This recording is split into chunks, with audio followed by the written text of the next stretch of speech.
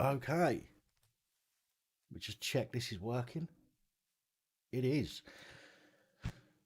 Ladies, gentlemen, boys, girls, in his out, and in betweeners. Thank you so much for pulling yourself away from watching your online porn. Uh, it's nice to see you all. How are you?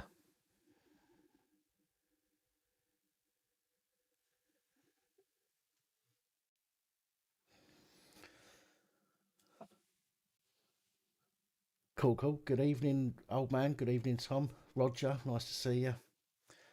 Molly, nice to see you here as well. Rob,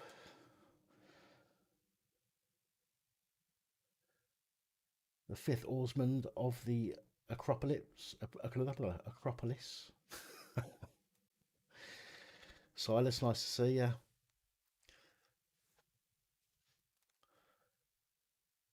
Excellent. How you doing? I am not cattle. Spence.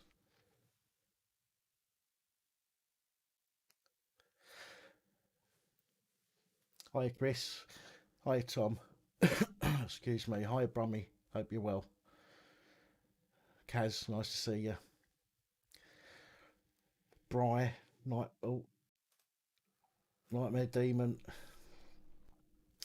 Well, I'm not going to be on particularly long tonight. I'll probably give it a couple of hours or until I feel tired.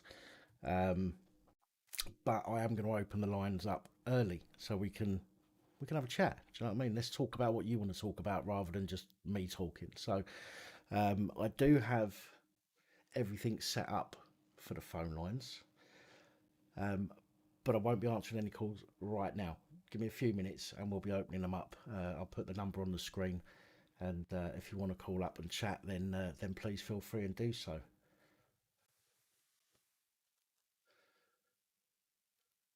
I'm out of breath, DJ, because I was in the middle of something before I realised what the time was. I'm joking. Turn the sound up a bit. It might be because the microphone's away from me. How's that? Is that better?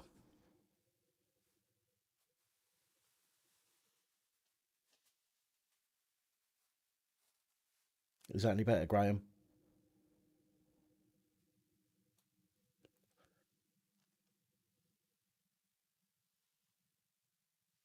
Happy Christmas to you too, Top Banana.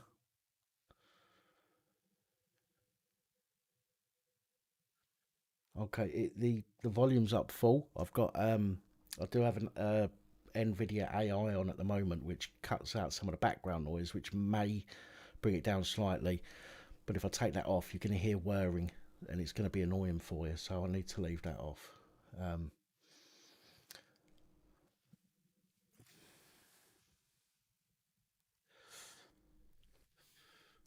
I know Gold Eagle Media. I used to say it'll only be a quick one, and then I'll be get at it for 5 or 6 hours. That's what the ex used to say as well. Let me just double check the audio level on here. Oh, why has it done that? That's the wrong button. That's the one. All right. Is that any better? Under a blood red sky. Thank you very much. I know Live Free is out. I saw Marty's video when he went to go and pick him up.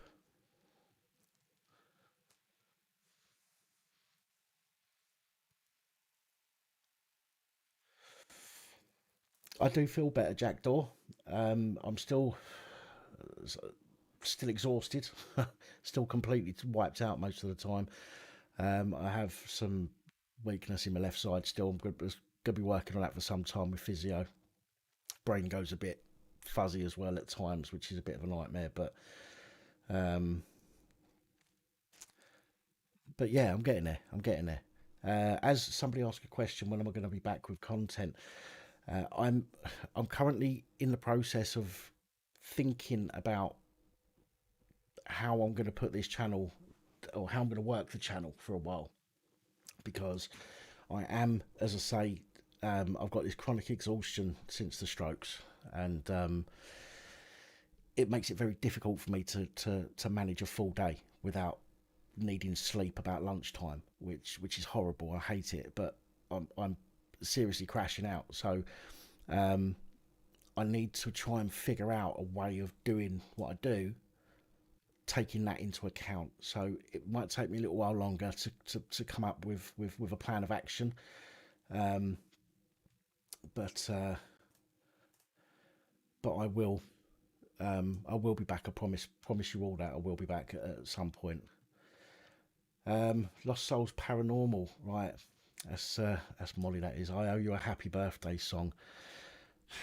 Well, seeing as you've just dropped a donation there, I suppose I'll have to. So happy birthday to you. Happy birthday to you.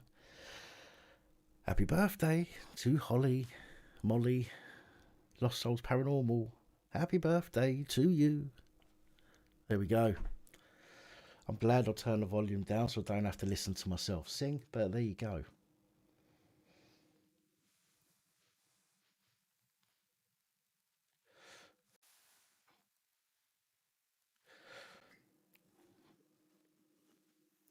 Okay. Oh, who have we got in the room anyway? So, yeah, Charlie, to be honest, it was horrible. It was the hardest decision I've had to make in many, many years. Daisy specifically, I mean, both of them, but Daisy specifically, she helped me through some really bad times. And uh, the fact that I can't look after them properly. I mean, I might be able to in the future, but at the moment I can't, and it's not fair on them not to get the walks and the attention that they deserve, and it just wouldn't have been fair on me, and they would have had a crap life for the foreseeable future. So it was hard, um,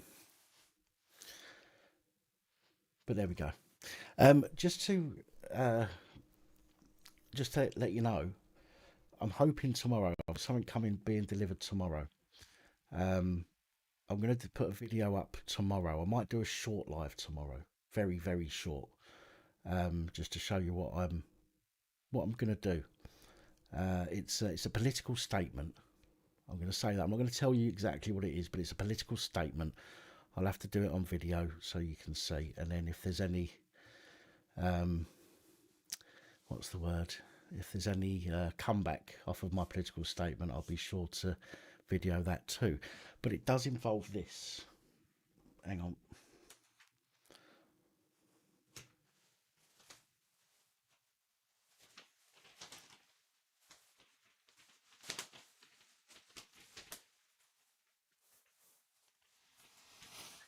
It involves that. Oh, you can't see that very well. That says I'm vaccinated. It involves my star, and it involves this. Probably not going to be able to see that now. Let me bring that back here. Oh no, that's because it's backwards. This here, can't really see it very well here, but you'll see it tomorrow, is actually a health passport, a Nazi Germany health passport. It's what the Jews would have had to have carried around with them, although not that size. I have enlarged it for a particular reason. Um, but yeah, it's got Nazi Germany health passport and an unvaccinated yellow star. So we'll show you what that's about tomorrow. Evening, Motty. How you doing, Hugh? Um, Question: how does a police auditor avoid a CBO stopping them filming police or filming in general? To be honest, if the police want to give you a criminal behavioural order, there's not really a lot you can do about it, apart from go to court and argue your case. You need a decent brief for that. So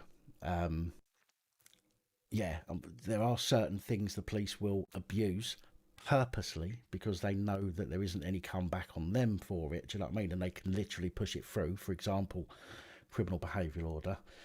Um, But as with pretty much anything, the conditions of a CBO have to be proportionate.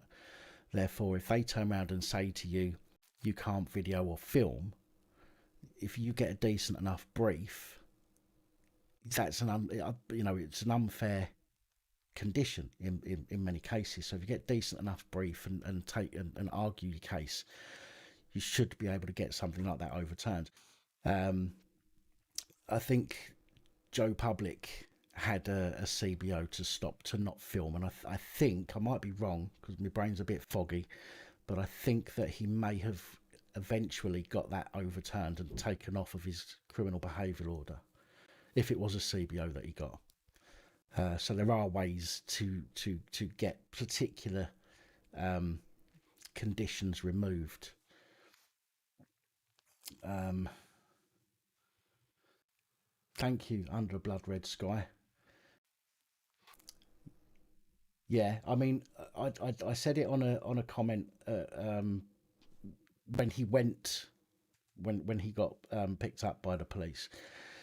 Um, the problem is he went there with intent. Now I'm not sticking up for anybody. I'm not sticking up for the person that was calling him out. Okay, but he clearly went with intent on the video. Had he not said half the stuff that he said, he probably would have got away with it. But unfortunately, um, due to being wound up and angry, which is understandable, he said some things that he shouldn't have said on the video, and that's what got used against him, which is a shame. But I'm glad he's out. I'm glad he's out, and it'd be nice to see him back to normal.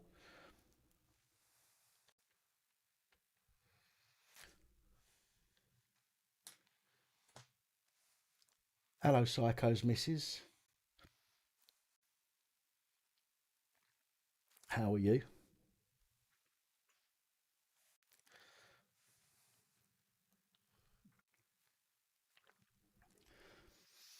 Yeah, talk, live free. Yeah.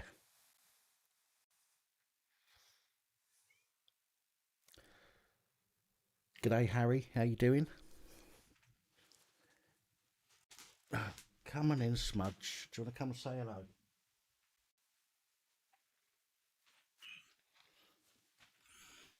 This is Smudge. This is the new. What should we call him? What should we call you?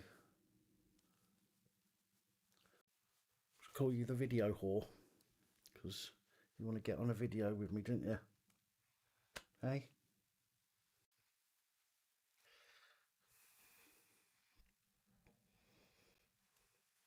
Hello, Graham. Adolf Hitler. It's a shame he hasn't got a bit more of a bit under his nose. I might have got away with that, but it's because he looks like he's stuck his nose in some ink. That's why I called him a smudge. The creator. Oh, I had somebody asked me about the face mask cards last week, beginning of the week, and I've been looking into it. Now, the place where I normally get them from has almost tripled their price. Now, I'm not categorically, I'm not going to charge people that amount of money. Okay, even if it's what I'm paying, I'm not going to charge people that amount of money. So I am currently looking for an alternative. Once I find an alternative and I can get the price down again, then I'll do some more. But at the moment, the price has just gone through the roof, and I'm just not going to do it whilst the price is that high.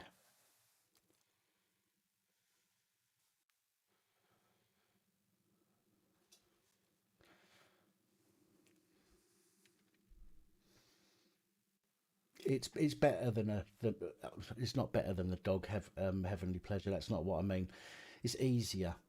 Um, he can go in and out when he wants. I haven't got to worry about walking him. Um, I still get plenty of attention, although he doesn't. Unlike the dogs, when you talk to them, they listen to you.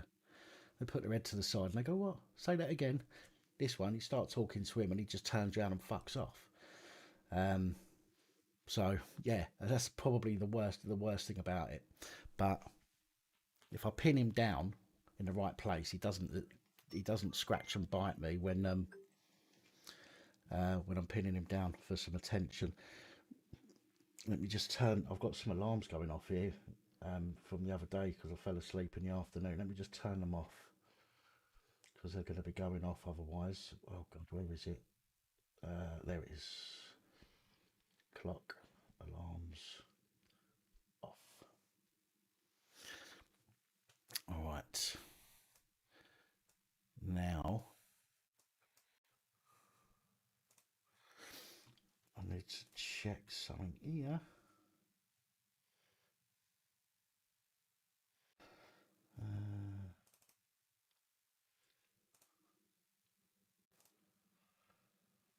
it is. What's that? Let's put that up there. Like, oh no. Sorry guys, I'm not looking at the chat at the minute. I'm just sorting out something quickly. There we go. I've just noticed my chat is on top chat and not live chat. Matthew C4, I had to let the dogs go because I couldn't look after them anymore after the stroke. So unfortunately I don't have the dogs anymore. Although I found out the other day, the rehoming centre messaged me the other day and told me that they've found them a place. Both of them have been kept together, which is fucking brilliant. I'm really chuffed with that. Really pleased. So yeah, I'm chuffed to bits that they've been kept together. But I only found that out a couple of days ago. Anyway,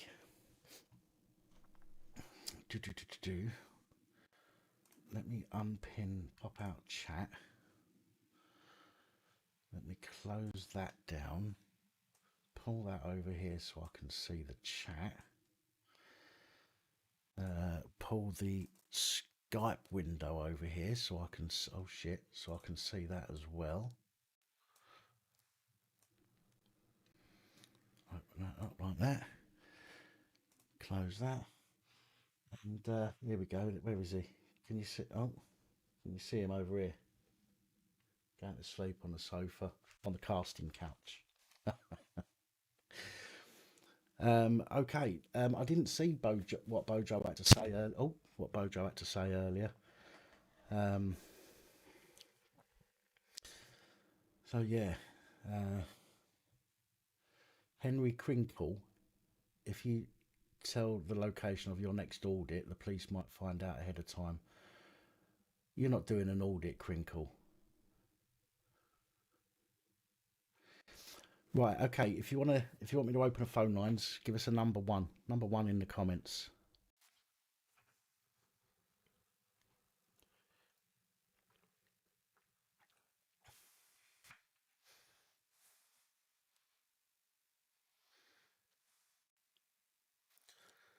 There's always one, isn't there, Dave Barker? Always one.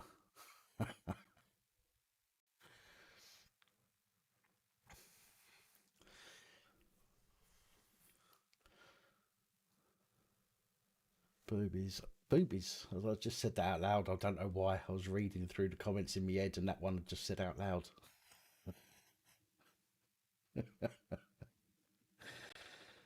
Oh dear. Right, okay. I click on that. Click on that, and I click on that. Now I do that. Okay, let's give it a crack. 01515289590. I believe I did pay the bill, so it should still be running.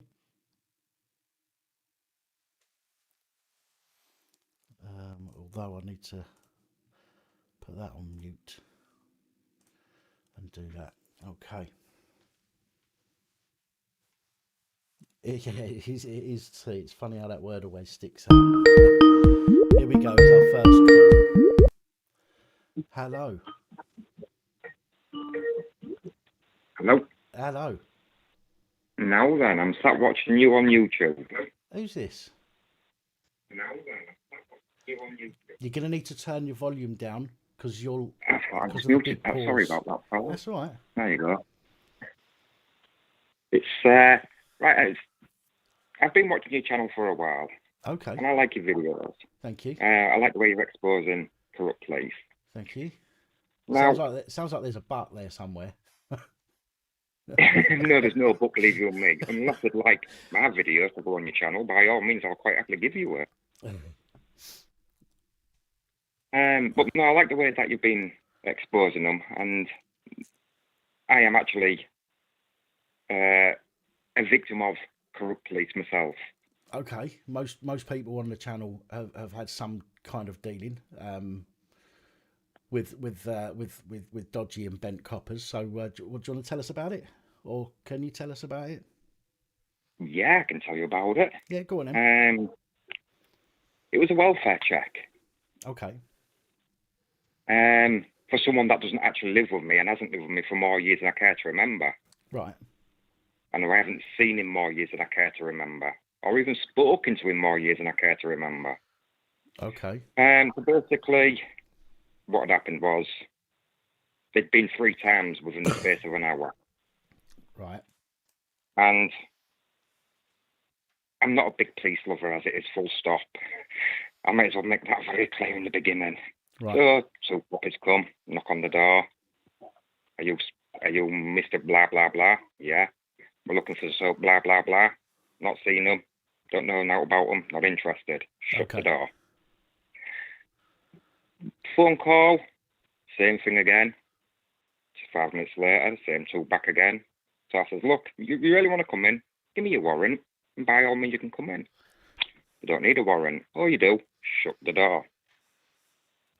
On a just to clarify, on a like a safety check, if you like, there is cause for them to be able to enter a property without a warrant.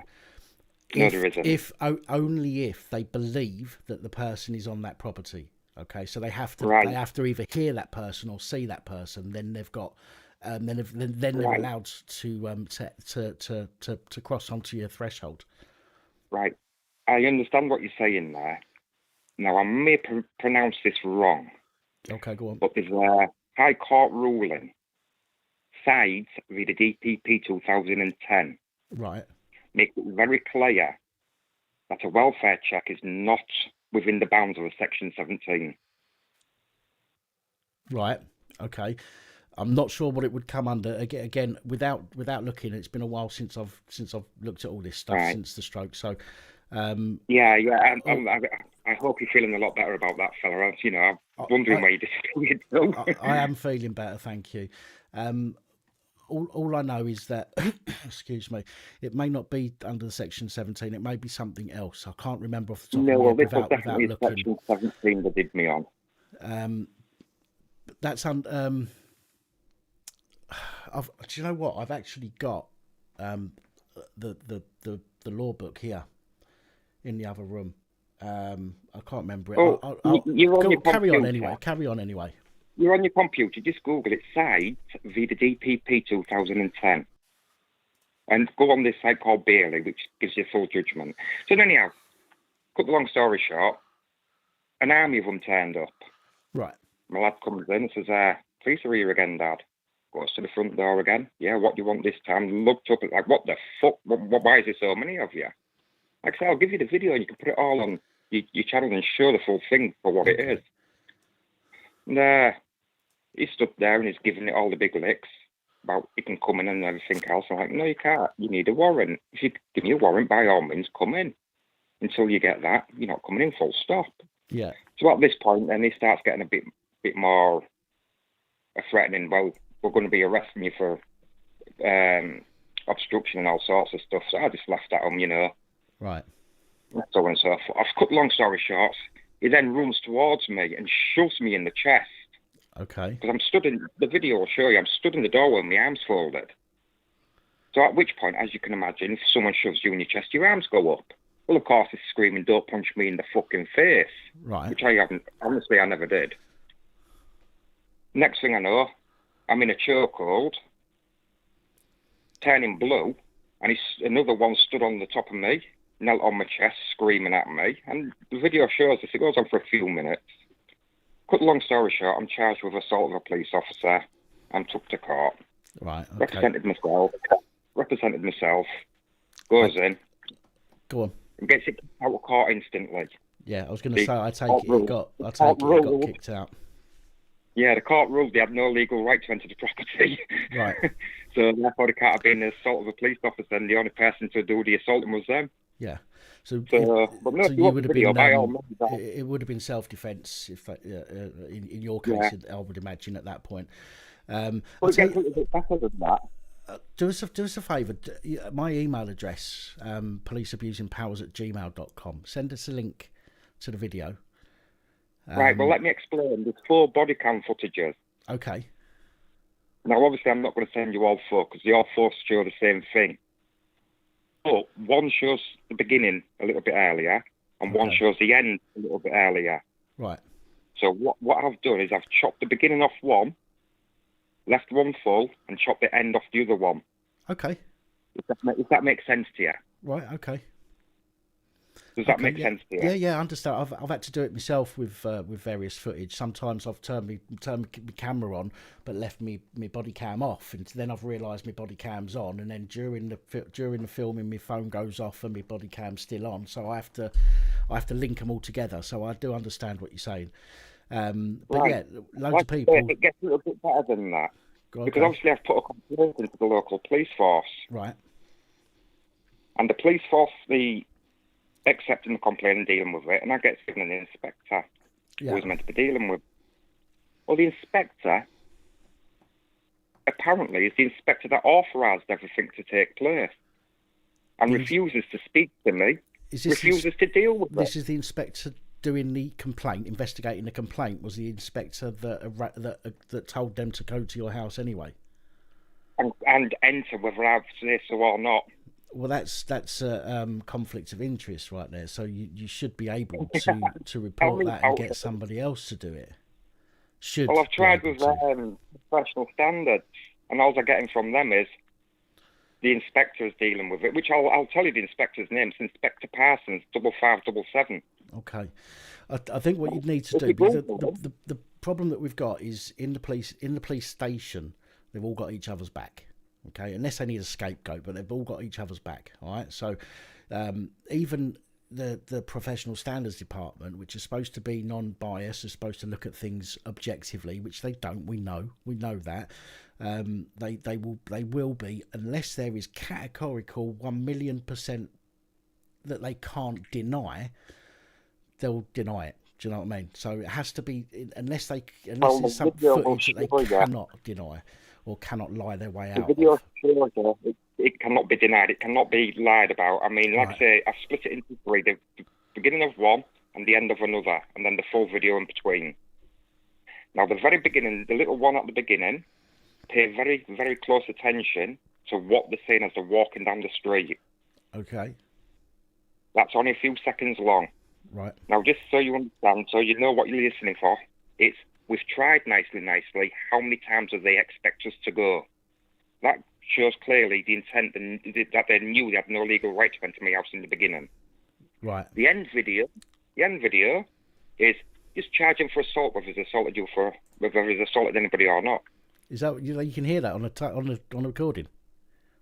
Oh yeah, actually hear and see them talking about it. Now, obviously, when I go to court, CPS only had 3 DVDs. Okay. I had 4. So I'm like, well, where's the 4th one? There isn't one. Yeah, there is. There you go. Yeah. CPS's face just fucking drained white. Jesus. So, you see what I'm saying? It's a lot more complicated than what I explain it to be. Right, okay. Well, do us a favour. Chuck us an email. Police Abusing Powers, DJ Vix has just posted it in the chat there, the email address. If you chuck us a link to it, and I'll check it out, and then I'll get back to you in email. Right. And if you're okay with me using it on the channel, then we'll do that as well. But I'll get back to you before I do that anyway. I have my own YouTube channel, but it's not for out like that. Right, and I wouldn't want to put anything on it like that. Right, okay. I would prefer it to go to someone like yourself that's got a lot of following, and tell the full story for as it is, and hopefully make the bent twats stand up and think, right, we'd better do something about this. Right. Well, that's what we want. We want to try and get people to, expose people to the point that where there's YouTube channels that they're frightened of. That's what we want. We want them to go, shit, I don't want to end up on such and such a channel, or oh shit, I hope this don't end up on police abusing powers. You know, that's what we want. We want them to be afraid of doing wrong things, knowingly doing wrong things. Can I just say as well, you used to be a part of a Facebook group called Corrupt Police UK Exposed. You remember that? And it got shut down? I think so. It's actually restarted. You may want to join it again. Right, okay, I'll check it out. I'll check it out a bit later Alexa, on. yeah. No worries. Right. Alexa, shut up. Right, cheers. I'll send you that now. And obviously I'll look forward to hearing from you. Cool. I'll speak to yeah, definitely. Thanks for ringing. Right, what I'll do is obviously so you know my email stands out. I won't tell you my full email on there, obviously, but it starts with Oakland Builders. Okay. All right. Okay? No problem Brilliant. at all. All right, my friend. Cheers. Thanks very much. Bye-bye. Take it easy.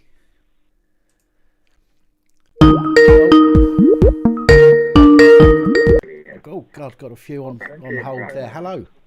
Hello. Hello, who's this? It's Brian. Hello, Brian. How you doing? All right, how you doing? Sound not so bad, thank you. Yeah, I was worried about you because, you know, I hadn't had nothing and I hadn't had no, I don't know if it's YouTube, but I hadn't had no, what you may call it. Notifications. No notifications or anything. Yeah, there's loads of people that I mean I've been overwhelmed by the amount of people that have been reaching out and seeing how I am and whatnot. Yeah. I was ill at the beginning of the year, and I'm still recovering at the moment. You're probably aware. I don't want to keep saying it because it sounds like I'm looking for sympathy, and I'm not. But I had the stroke in March, and I'm still, as I say, recovering from that. But I am still alive, and I am still here. It's good to see you back. Thank you. I'm glad to be back. Although it'll still be a little while before I'm back as I was, but I will pop my head up now and again and make sure you're all behaving yourselves. I lost my brother Sunday. Oh, no way. I'm sorry to hear that. He found me. He missed his. Well, I found him about 11:30 of the night, and I was talking to him, and he said he fell over a few times. He slipped down the stairs the day before, 6 steps, but he was okay. He says, and he hadn't been down this week because he usually comes down two or three times a week, like. And he says, I'm going to make a pot of tea now. And my sister found 15 minutes after me, couldn't get through.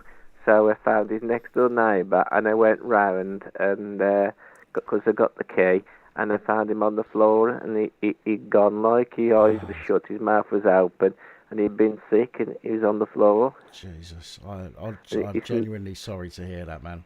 Yeah, it's knocked my sister about worse than me, like, you know, because my sister, like, my brother was 75, right, and I'm 56, and right. my sister is 73, and I used to, you know, there was kids together as well, so, you know, it's knocked out about worse than me. Oh, Jesus.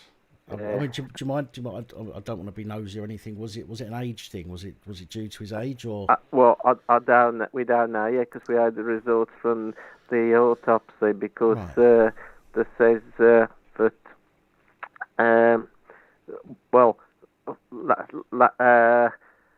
last week he had a couple of nosebleeds and he had a few before. But we told him to go to the doctors or somewhere like the walk-in centre, but he wouldn't go because he don't like hospitals and going to the doctors, like. Right. And he said his ears was leaking as well, like, kept on about his ears leaking, and you know, some of these nosebleeds he had, you know, here and there, like, but he had 2 last week, and his ears was and he felt dizzy a few times about a month ago, like, you know. And so we don't know what it was, yeah. Oh, Christ. Yeah. Do you mind, I mean, I don't mean to be insensitive, please don't take this the wrong way, but you're going to get asked this question anyway, so I'm going to ask you. Had he had, I'm not suggesting it was anything to do with it, but had he had a vaccine? Yeah.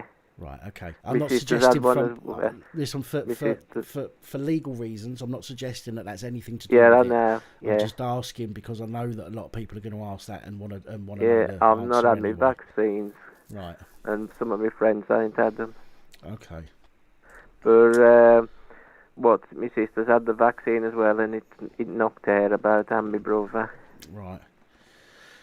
Man, I genuinely don't know what to say. I mean, it's horrible to hear something like that's happened to anybody, you know.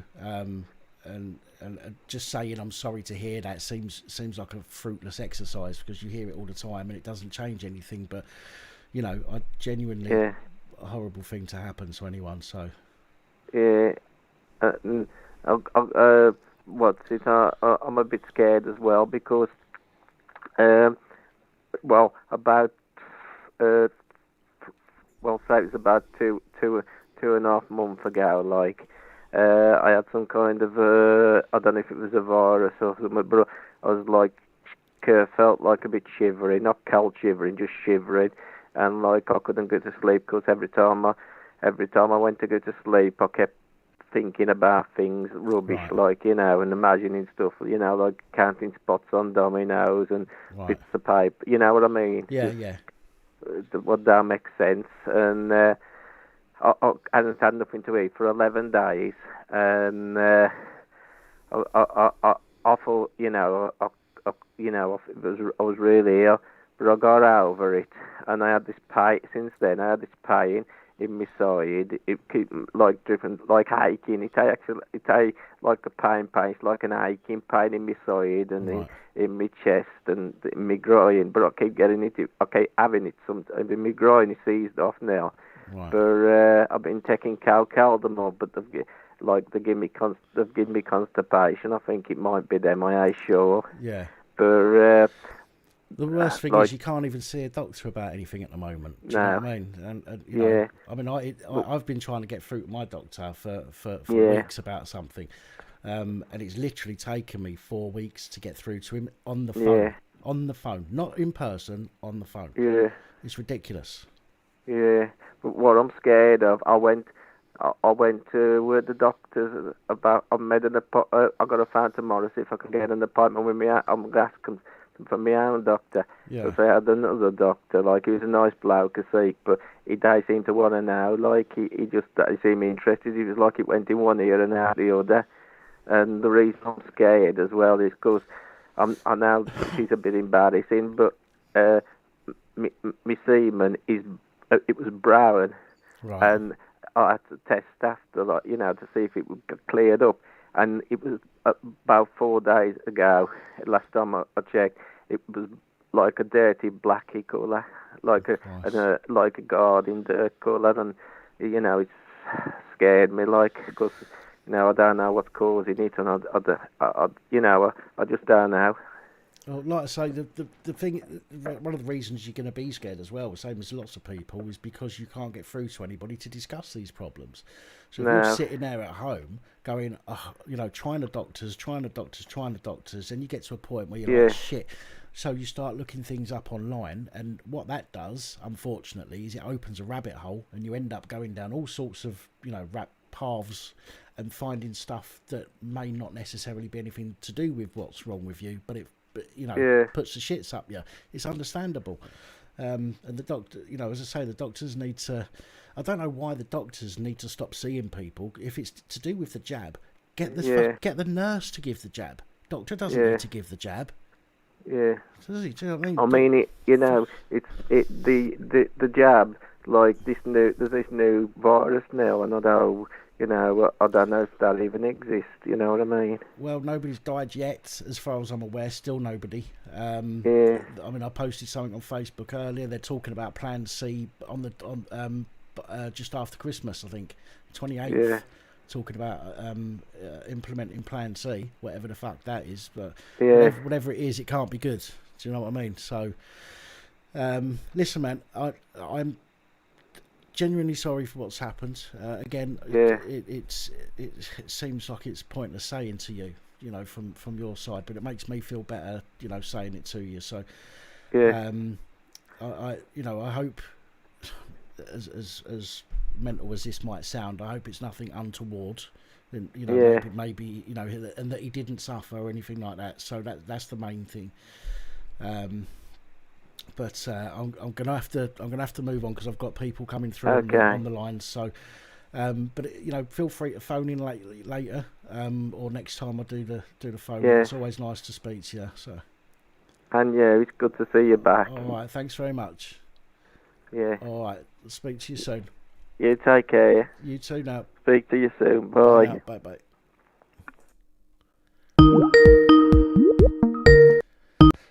Hello. Hello. Dan? Hello. Hey, Who's this? Mucker. God bless the UK. How you doing? Oh, not so bad, mate. Not so bad. Yourself? Oh, well, so good to see you back, mate. I spoke to you a couple of nights ago on, hey, this is not doing it, is he? It's not overshadowing your show. Who's that? Jamie. Jamie. He's a different breed. He's different to me. I think that's why when we've done the live together, it was quite good because we're different and we have different. I love it when you two are like the yin and yang. You are. Come on, let's have it right. You're the calm, smooth, passive. Jamie's like, and I do like Jamie. The only thing is, he seems to let that crinkle on too much. Well, I think the reason we let him on is because it's amusing. It's amusing for a while. Well, let's have it right. He's a cock, isn't he? He is. But you're too kind. You're kinder than me. I thought I was passive. Look, it takes a lot for me to lose my calm. It really does. But when I do lose it, I am like Jamie once I've lost my shit. Well, I've been with you for quite a while now, and I've never seen that. I think only when people are utter pricks. I think I've only maybe a handful of times on live streams where I've lost it with a couple of people, but other than that, it takes a lot to push me over. Can you just turn me down a little bit in the background? I haven't got you on in the background. I'm hearing an Check echo. Check yours. So I've silenced mine. So I've got the headphones on, so it's not an echo this end. Well, it's not me. Oh well, strange. I'm sorry, but yeah, I've turned. Have you thought about using the not the mobile phone? What's the other thing? Actually, your ears. That's why you probably got your headphones on, because me and DJ were talking about you earlier on. No, in a nice way. No, in a nice way, because we have missed you. I know you needed to recover and get back into your life, and you've got your own things, and your family comes first every time. Yeah, but, of course. Yeah, it's so good to see you back on. Honestly, I'm not expecting you to touch your toes, because I'm not blowing that hard. But, yeah. Thank you very much for coming back. Just madness going on in the world right now. Madness. Too much. You know what, of it. right? What is going on right now? You got kids, didn't you, right? Do you know your kids when they mess their bedroom up, and you look in there, they empty all their clothes out the drawers. They got food, sweets, toys everywhere in their bedroom. You think, where the fuck do I start? Yeah. That's what this country is right now at the moment. It depends. It depends how old the kids are. When I was, my youngest is 3. right. I've got 5 kids, if you remember, and my oldest is 21. Okay, well, when I was with my youngest boy's mum, there was 6 children there. What? 4 boys, 2 girls. And the boys we had a 3-bedroom house. 4 boys used to share a room, girls shared a room, and we had a room.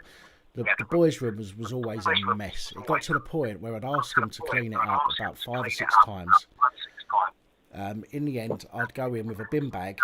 Everything would go in the bin bag. Then it would go out the back window into the garden, and it'd stay there until they went down, picked it up, and put it all away. So I'm not suggesting that's what you do, but that's what I used to do. No. I am looking for any I'm looking for any lifelines right now. Because especially when there are games and stuff going there, and you don't put things away. So if there's games on the floor like discs, don't put them in the cases. It goes in the bag as is. So if it gets scratched, it gets scratched. Not my fault. Not my problem. It's yours. You go and deal with it. I'll give that a go, you know, because we and my wife and I are at our wit's end. I've got a 12-year-old. I talked about DJ earlier on, and she's got either bipolar or autism.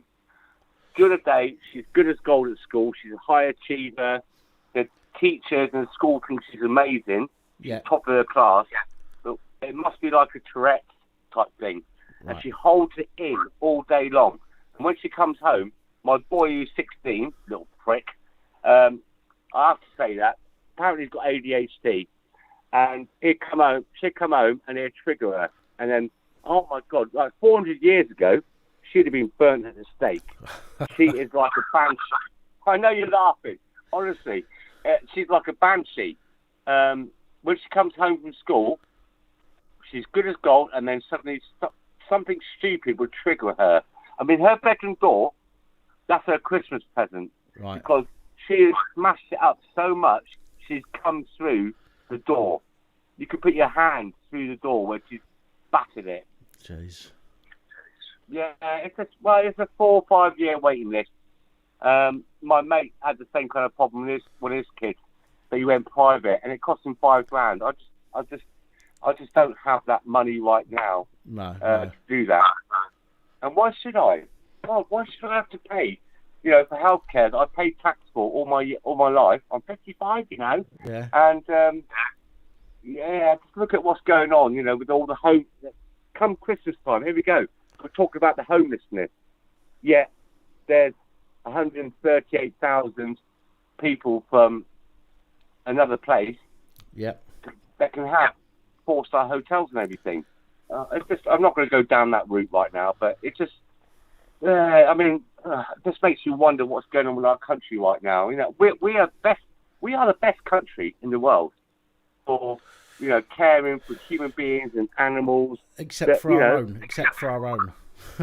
Yeah, it's hard. I mean, good job Jamie's not on here right now. we're like petrol and a flame together. We just spark off and we just give it all. But yeah, there's so much homelessness and people starving on the streets. I think so there's 138,000 that have come here to this country in the past year, but there's only, I think it's 2,300 or something. Then you got the 6,000 vets. They're left homeless. Why can't they find the money to help them out? It's sickening. You know, It's what's the word? It's I can't remember ludicrous? what the word is now. No. No, it's gone. It's basically politicians trying to look good in front of other politicians and other countries, right? That's what it's all about. It's nothing. The woke agenda. Yeah, it's nothing to do with us. It's to do with them and how they look. So when they turn around, they go, "Oh yes, we want to take people in and help people and all the rest of it." They go to another country, they'll go, "You're not taking them in. We are. We're better than you." It's all about, you know what I mean? It's all about blowing each other's cock. That's what it's about. It's ridiculous. Yeah. Listen, man, I'm gonna have to wrap this one up because still got people trying to call through. But listen, I appreciate the call. Dan, it's been a pleasure to speak to you. You make me grounded. Okay. You ground me.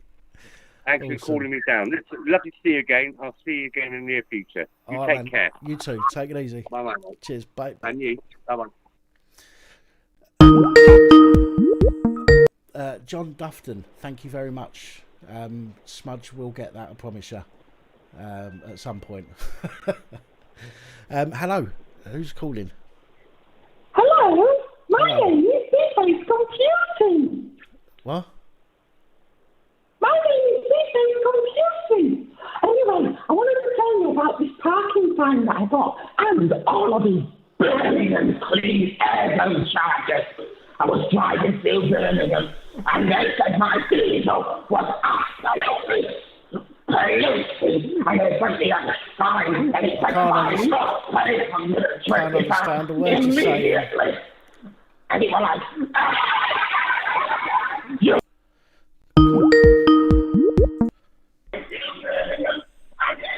Hello. Hello, Dan. Hello, who's that? Bobby. Hello, Bobby, how you doing? Not bad, as yourself. Not so bad, thank you. I'm better. the keeper. Sorry? I'm always messaging on Facebook. I'm always replying to your post on Facebook. Sounds okay. How's you been? The situation is that, and I'm good. I'm having a bit of a problem with the police officer at the moment. Okay. Someone's been calling nonsense, calling and emailing me, and they're sending letters from funeral directors, etc., etc. And when I mentioned the police about it, I had the phone number, the email address, etc., etc. When the police officer came out, I didn't know this, Dan, that the police officer was looking at my Facebook. Okay. And when he came out, he goes, well, we can't prove who it is because we've looked at your Facebook. It could be hundreds of people. I said, why are you looking at my Facebook? He goes, we just had a look. And I said, well, what I said on my Facebook is wrong or a lie. He goes, well, some people don't like you. Yeah. So I said, I want to speak to another officer because I had the dog as well, Dan. Somebody put poison down and my dog died. Shit.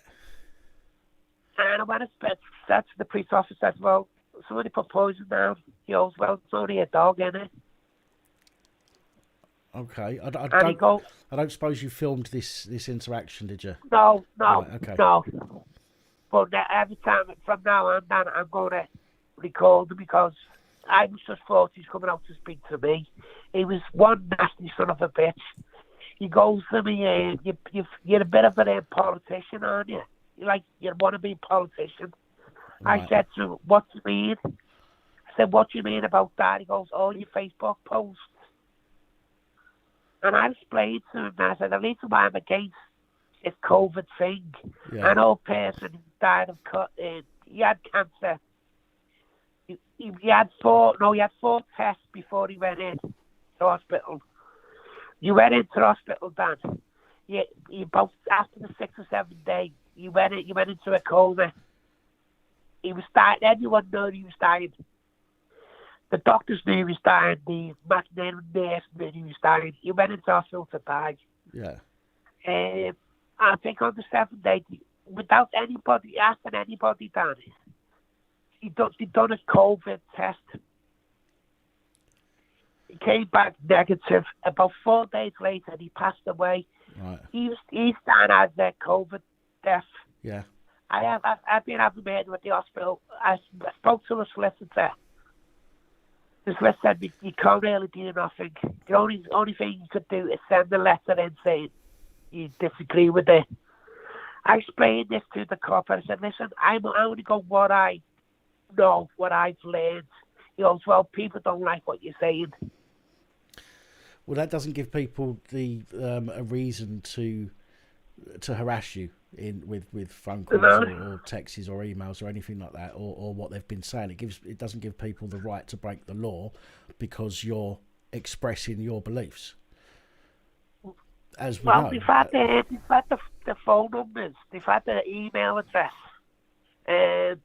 One of the phone numbers, it came back. I can't remember the name. He said he came back to the pairs and he goes, "Well, the police officer said to me, all we know, somebody could been using his phone." I said, "Well, he still his phone. Why did he go and either arrest him or go talk to him? I'm not doing that." Right. Well, I'll tell you a story about something. Not now. I'll do it. I'll tell it shortly. I'll turn the phone lines off for a little bit, and I'll tell everyone a little story what happened to me a few months back. But it involves the police. It involves them doing fuck all. Well, I say fuck all. They was great at first, and then I got a no further action against somebody, which is Well- ridiculous. But I'll explain all of that in a little while. I had a German Shepherd, and he was a pedigree dog. Now, somebody put rat poison down in my green. He's a first police officer. Well, it might have been after you personally. I said, well, they put rat poison down in the green. Not on the animals, the kid could pick it up. Yeah. Go to the council. I went to the council. The council told me go back to the police. Went back to the police.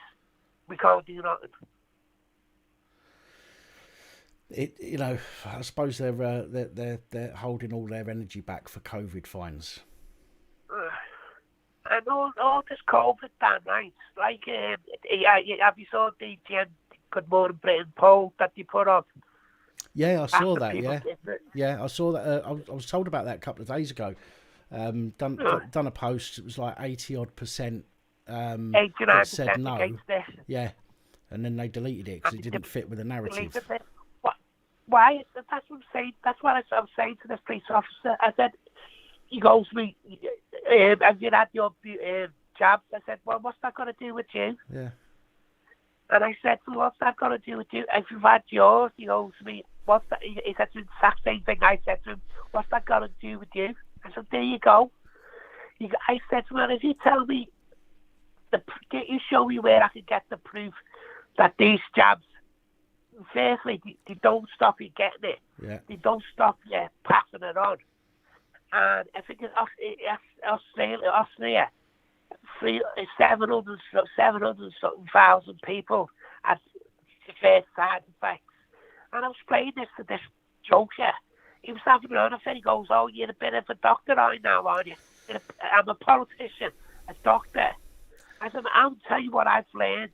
I've only went out to learn this. Why don't you do your job and go round and harassing people about stupid things? He just left that. He said, we can't help you. It's patronising twats. That's what they are. That's what they are. They talk to people like we're kids and that we're stupid. And they wonder why people have got their back up, with the police. It's madness. But he couldn't understand why this is so personal to me. That I won't tell the person that he passed away of cancer, Dad.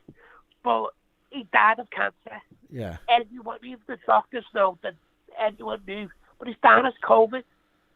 He had 4 tests before he went in. When he went in, he had another test negative on the 6 or 7 day later. And another thing I had made with the hospital, I said, well, who gave you permission to give him a test?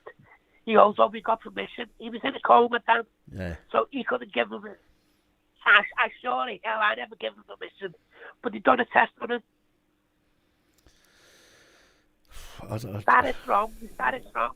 Of course it's wrong. It needs some... there's only extenuating circumstances where they can act without permission. But if the family's there and it's not something that needs to be decided on as a matter of urgency, which it isn't, so they should have given the family a ring and asked the family. Thank you, Robert. Appreciate that. Sorry, go on, carry on. No, I was just saying thank you to somebody. Oh, my name's Robert anyway. That's why I call Bobby. Oh, Bobby boy said so. We was going there. Now, like, he was dying. Everyone knows he went in there to die.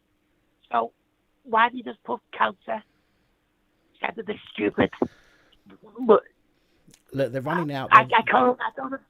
They're actually running out of real COVID deaths, aren't they? Let's face it. They're running out of real COVID deaths to bolster the numbers. So they've got to find another way of doing that. You've got this moronic strain, which has not killed anybody. It gives you flu-like symptoms or cold, symptoms of a cold, and you get over it and you carry on. And they're making a big fuss about it. And they can't. Nobody's been hospitalised yet either. No. And I can't get my head around this. I just want someone to tell me, like, the deaths. There's 700, over 700,000 excess deaths. Yeah. Only 12% of it was down to COVID. Yeah. Where's all the deaths come from?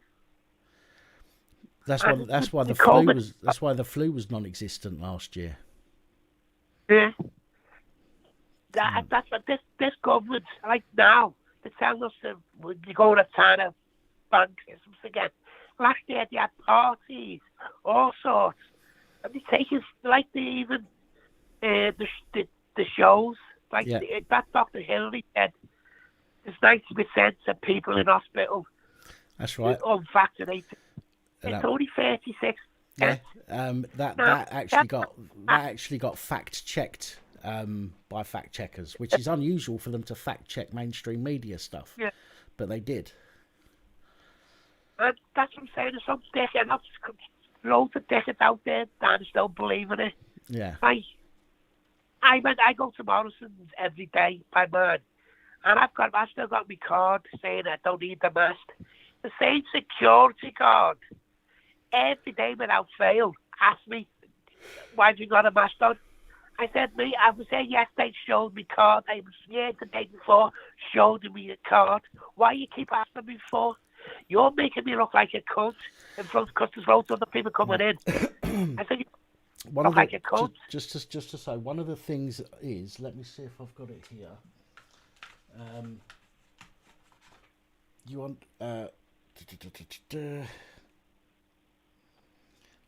I'm just seeing if it's one that I've got here. Under the Discrimination the Equalities Act, 2010, one of them, I think it's section 13. I might be wrong. Says that you are not to be routinely asked, and it says it on the government website as well. You are not to be routinely asked for proof. Now they can ask you. Okay, there's nothing wrong with them asking you as such. Okay, do you have a exemption card? You don't have to have one, obviously, but you can't stop them from asking that question initially. If they ask you what's wrong with you, obviously that's a step too far, but there's nothing to stop them saying, do you have a card or a lanyard? If you say no, that's it. There shouldn't be any more questions about it. Okay. Number one, because you don't need a card or a lanyard. That's a personal choice. And number two, they've got no right to question you and ask you for proof of your exemption, whatever it might be. So the fact that he's asking you continuously, what you want to do is every time you go in there now, okay, record it. If he asks you more than 2 or 3 times, then you've got the fact that you're being routinely questioned by the same person, and then you should make a complaint about it. I've already made a complaint, Dan. Right. And the manager gave me a pack of cigars. Right. Okay. And I said, I couldn't stay. And I said, I'm not being funny, mate. I showed him my card constantly. It's in my wallet. So when I walk past now, I just go like that, no, take my wallet out. I know, like, where the kind of cards goes in your wallet. Yeah. That's it. It's in there. I showed him that. I said, I've got it, mate. I've showed you constantly. When I spoke to the manager, he goes, he's just doing his job. He wants to keep people safe. Yeah. I say, safe from what? You tell me what I'm safe from what? I said, it's mortality rate of this COVID just over 1%. So 99% of the people are going to be okay. Yeah. You tell me what danger happens. I said to him, there's a couple of other people in this store now. I said, so every one of them could potentially have COVID. Every one of them could pass it on to anybody else. So why you keep asking people? So you give me your buddy Donny said, I'm really sorry about that. And give me a pack of cigars. I said, oh, for it. It makes them feel important, being able to question people all the time. So, listen, man, I'm going to have to. It's been nearly 15 minutes now. I appreciate your call. Obviously, I want to try and get some more people on because I'm not going to be on late tonight. So I want to try and speak to as many people as I can. But I appreciate you calling in. Try every time you go in from now, just try and record him asking you. And I will. because if that's the second time, if you've already complained and they've said they've dealt with it, if you go back and he's still asking you, I would then send a letter of what's it called, like a letter of claim, and just say, look, you've breached the Equalities Act 2010 by continually asking me. It says it on the government website as well. You're not supposed to. You've got proof that he knows that you're exempt, and yet he still asks you all the time, making you feel anxious about going shopping. Therefore, you're going to take just say, therefore, I'm going to take you to civil court and put a claim against you for breaching the Equalities Act. See what they say. They might give you a bit more than a cigar. That's all they gave me, then on cigar, the pack of cigars. Because I went there to buy the cigars anyway, so I was going to buy them, no, you could have them. So anyway, nice to speak to you anyway. Andrew, man. Keep up the good work. Cheers, man. You take it easy. Work. All right, now. Bye now. Take it easy. Time out, bye. Oh, there was somebody ringing then, but they've hung up. Try again. I'm sorry if you're asking me questions in the chat, by the way. I am trying to keep an eye on them, and I will respond to them if I spot them. So... Oh, God, not you. Oh, sod off. Oh, hello, Vic. Son of a bitch. How are you doing? I'm all right, thank you. You all right? I'm very well. Good. I just thought I'd bring and say what a difference a year makes. Remember what I was like last year with you, and I was crying my eyes out down the phone, and now look. Well, that's a good thing. That's a good thing. I'm glad Exactly. that I'm glad you're in a better place. In a lot better place. I know there's a few people that come on the live streams that over the past year or so have found themselves in not so good a place, shall we say? And if we can help anybody, even feel a little bit better that evening or whatever, then they've done a good job. So I'm glad. Well, it's only worked with me because, I don't normally break down on anyone's streams at all, but you actually managed to hear it that night, and it made me turn a couple of corners. So the people that think there isn't anyone out there that would understand or help, that's not true, because you find help in the most weirdest of places. Because Danny's a bit of a weirdo, I must admit, but the nicest kind of weirdo. Can't deny that at all. Do you know what? Sometimes that's what you need. You need to have a breakdown in order to get things out of your system. I'm myself. Certainly got it out of my system that night, I'm telling you. I had one myself on a live, didn't I, last year? And yeah, and you I felt better afterwards. Do you know what I mean? So sometimes you need to, all that stuff that's built up inside you, you need to just let it out somehow, and it can make you feel better. So. Right, exactly. But you're not going to be in that dark place for long. No, it's true. And, a lot of people reached out to me around that time and made me snap out of it. I pulled myself up in the end because I'm the only one that can. True. And since then, I'm in a lot better place mentally. Not so much physically, because that takes time, but because you can't get the treatment you need because of the pandemic and that. But you make the most of what you got and who you've got around you, and your friends bring you up, not down. They lift you up, not down. And I worked out who those people were that were bringing me up, and the ones that were bringing me down. The ones that bring me down, they're out of my life now. I can't be doing with it. So it made me see a lot. Good. And it does, doesn't it? All of that darkness. It makes you see the light and the people that are a lot darker. So you get rid of all that darkness and bullshit. Yes. But then when you've got somebody, or when you've got people that are around you more often than not, that can help keep you up as well, that also helps. Which was one of the reasons why I was doing the live streams, every weekend, was so that I had myself, to keep myself sane, as I had that outlet there as well. The last year or so, or less than a year since I had the stroke, and that has Yeah, been I tough. know. It's been tough. I mean, I'm on my own. There was a point where I wasn't, but I'm on my own, and I know. I feel sorry that happened to you. I mean, well, I'm going to explain that shortly on here, and just let people know what happened there. But yeah, I mean, it's difficult for me when you've got people coming round or calling you up or emailing you and stuff.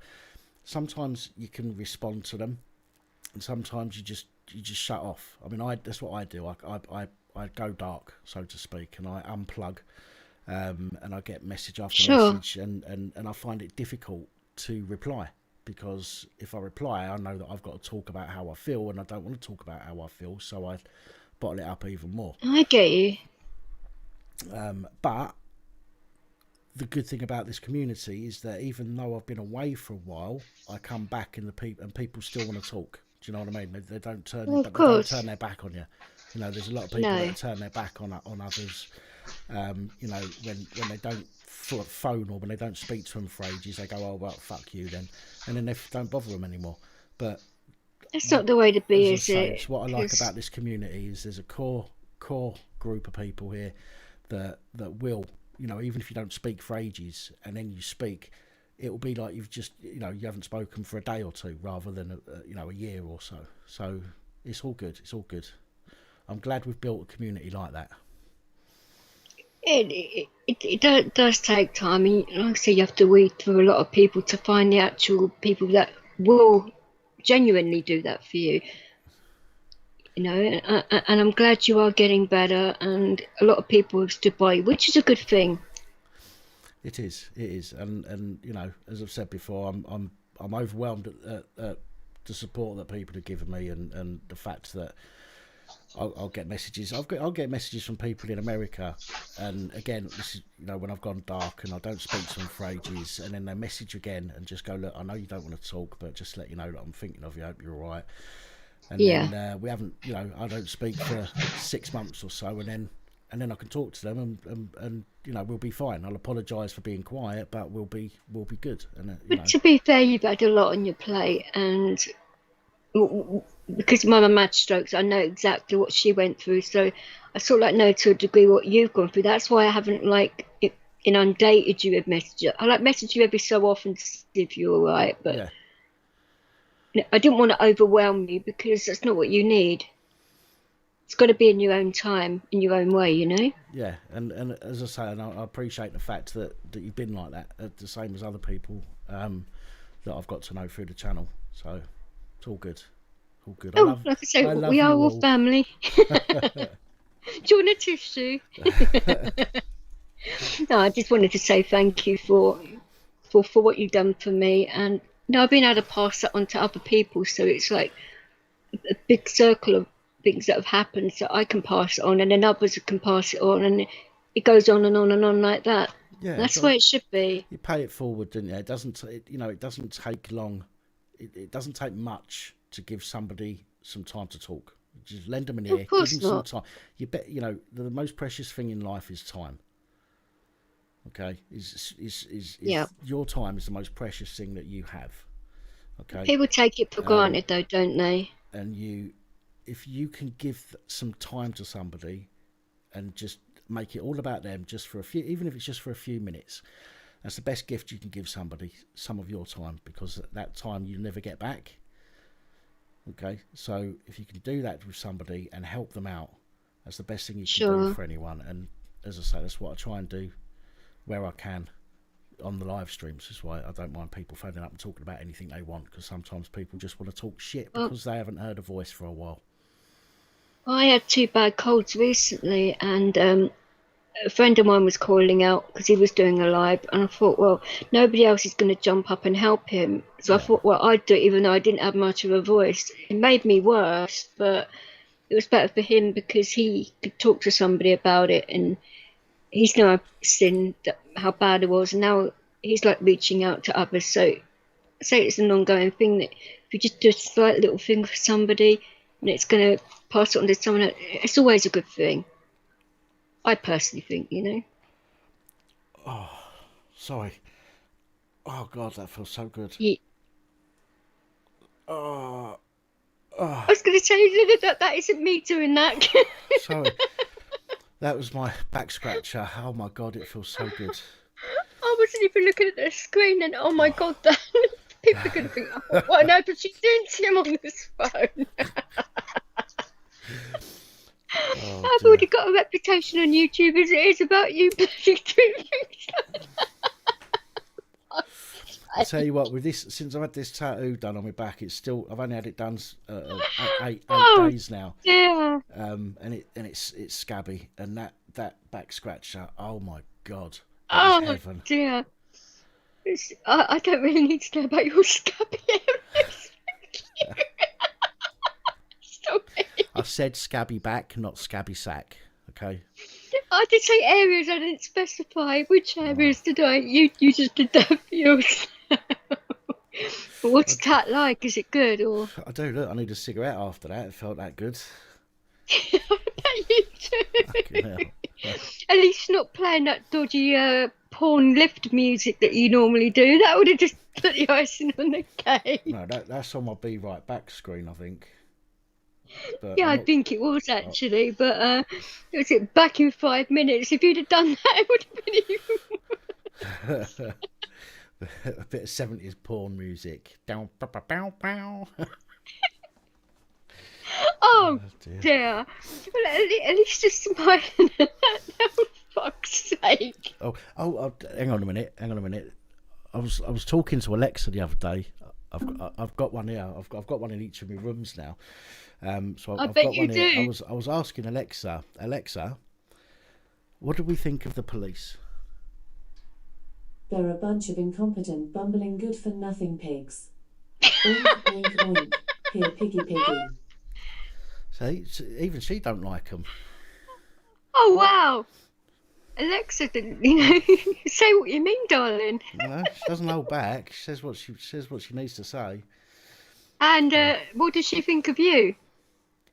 I don't know. I haven't asked her Or is that. that a secret? Shall we ask her, Alexa?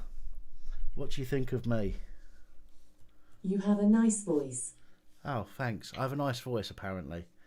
Alexa, what about my penis? I don't know that. Well, you will do. Bollocks. Everybody knows Dan's penis. My Wait. goodness me. Behave yourself. It's YouTube slut. Even the local police force know about Dan's penis. My God. Behave yourself. I heard you did a lot in custody to get through. You know, somebody asked me what about in the chat earlier. So I saw a question saying, "What's up with that policewoman you was banging?" I ain't banging no policewoman. I don't want to catch Oh, anything. it was a policeman then. Okay. I don't want to catch nothing. That's where you got that truncheon from. We were wondering. There's oh, there it is. There's one there. No, you know That's the black that number. that massive one, Oh, the big one. Yes, That's the massive one, that's just which to the side. which you were going to give me. So that would split me in 4. Well, we won't say any more about that. So, But it's the size of half of a tree, for goodness sake. well, you know, I think we should leave that conversation where it is. I think we should park it. Because this is going to get out of hand soon. Oh, you're not going to start dogging again, are you? Not on camera, I won't. Yeah, Here it quite is. exactly. Asking where my helmet is. There it is. It doesn't fit on my head with the headphones on, I'm afraid. You had a different helmet to that as well, didn't you? You had 2 of them. Yeah, I've got another one over the back there. It's just out of view of the camera. I wonder why. I'll let some other mofos jump on and give you some shit. Next caller, let him have it. Let it rip. Let him go red. Let him hide under the desk. Really go there. He needs it. There's no room under the desk with her down there. Shh. Stop. No, move over. Shut up. No, don't. talk either. How many midgets have you got under your desk now then? 2. They're taking it turns sitting on each other's shoulders. Is that your tie supply? Yeah. I So think you should swap them out every now and again, you know. Molly's handled my helmet before. Oh, I know. And didn't it cause a lot of trouble with a certain YouTuber because she fondled your helmet? Yeah, it did actually. Yeah, but I've got a long memory. The less said about that, the better. Right, I'll let you speak to some other lovely YouTubers that are going to let you have it. All right. Well, I'm going to turn the chat. I'm going to turn the lines off just for a minute, and then I'll turn them back on shortly. I've done that to you, have I? Yeah. I'm going to tell a story. That's all. Oh, that kind of story. Yeah. All right. Okay. All right. Well, I will speak to you soon, Danny. You take care. Thanks for calling in. Yeah, right. You say that now.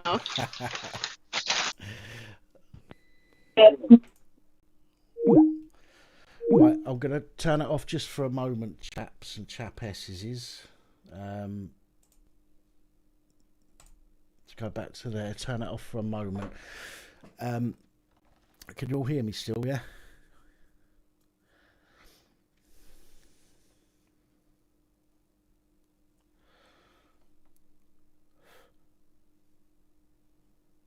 Yeah, cool. Right, so what the story is, it's not a major story. I was seeing somebody, she might even be watching this live stream. This is the first live that I've done on my channel for a while, so she might be watching. Not that I give two shits. She's a thief. She's a fucking thief, and a cunt. Excuse my language. I can't turn it up anymore, Richard. It genuinely is up as full as it goes, and this is right up to my mush as well. So I apologise about that, but it is up full, and I've turned off the noise cancelling as well, so you should be able to hear like literally everything. So anyway, I was seeing a woman, lives not so far from me. We had a falling out. Fact of the matter is, a bloke that she knows offered her money for sexual favours. Not once, but twice. After the first time, she brushed it off. She went, no, he's just joking, Now, if he was joking, if you said to somebody who's a friend, if you said, here, I'll tell you what, I'll give you 100 quid if you sit on my face. You take it as a joke the first time. But if they do it again, it's no longer a joke, okay? So, that's, that happened twice. We ended up falling out.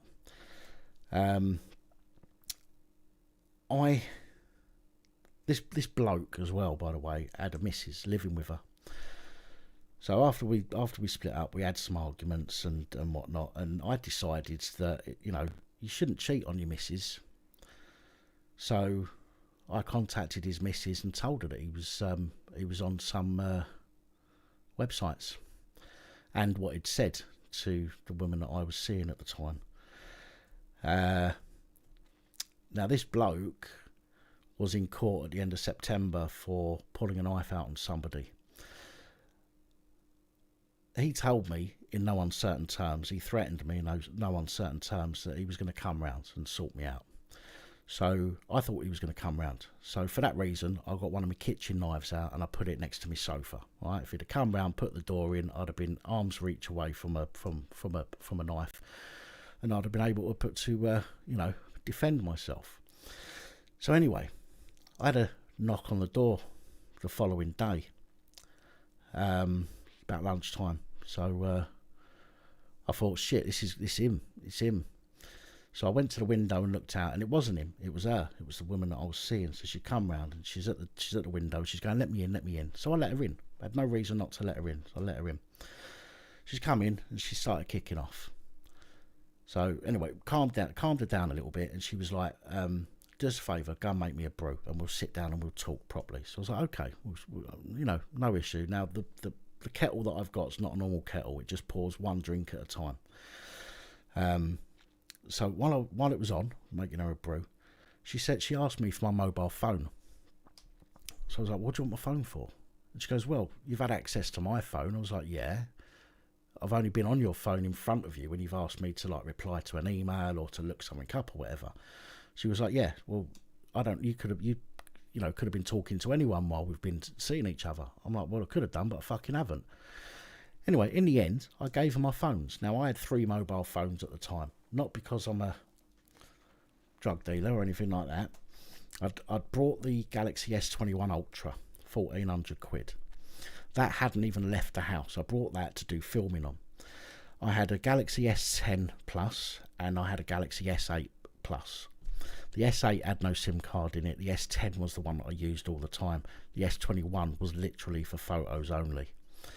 So I gave her the phones. She goes, can you unlock them?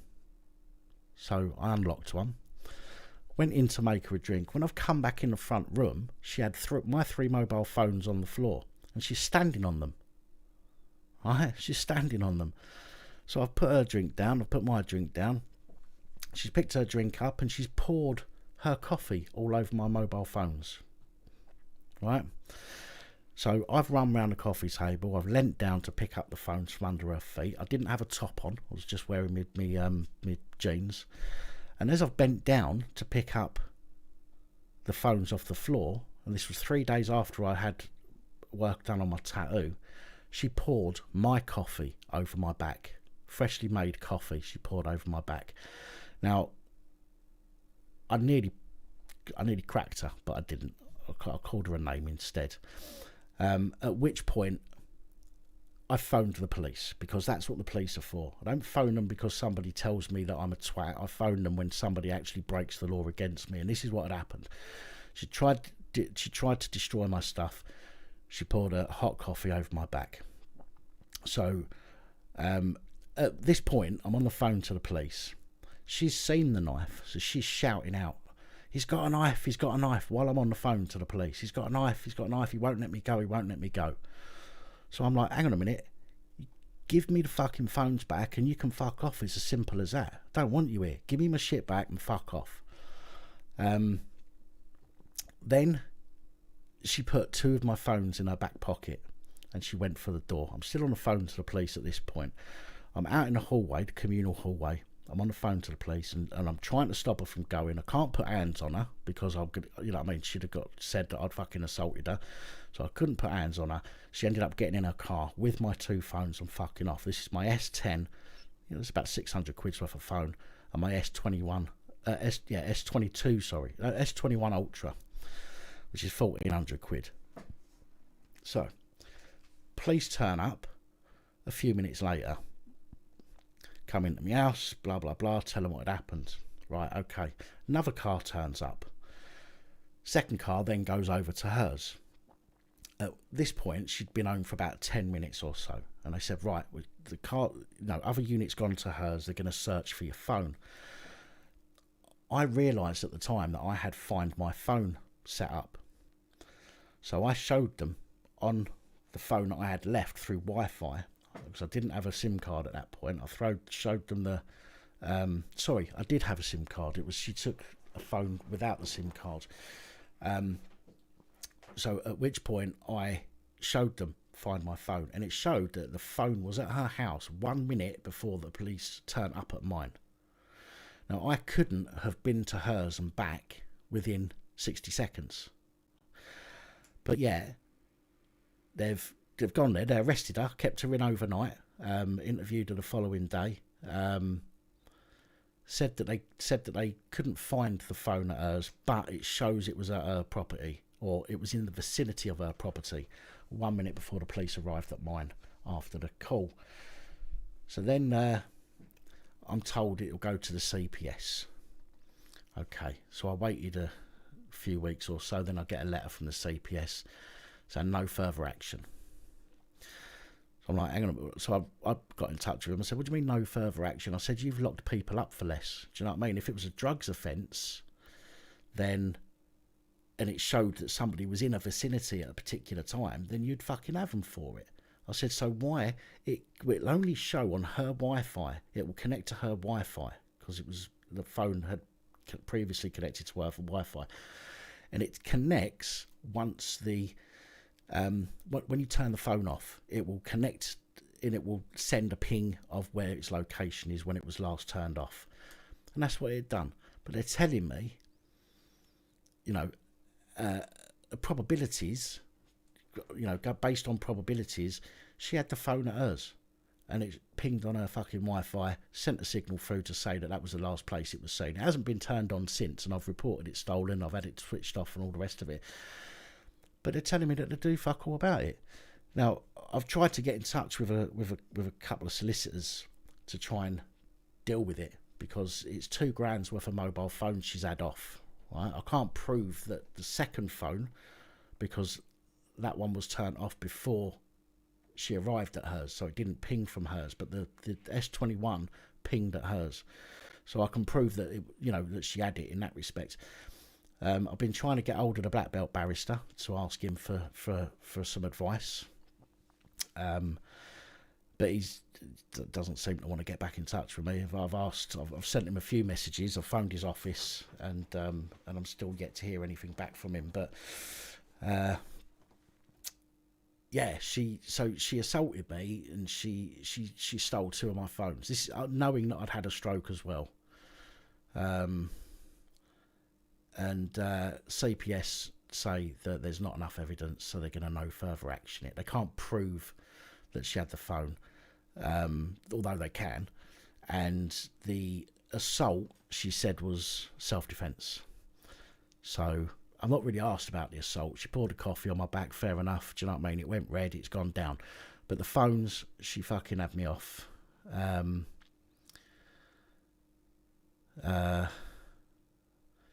So yeah, there's some right fucking wankers out there. No, it's not a junkie bird.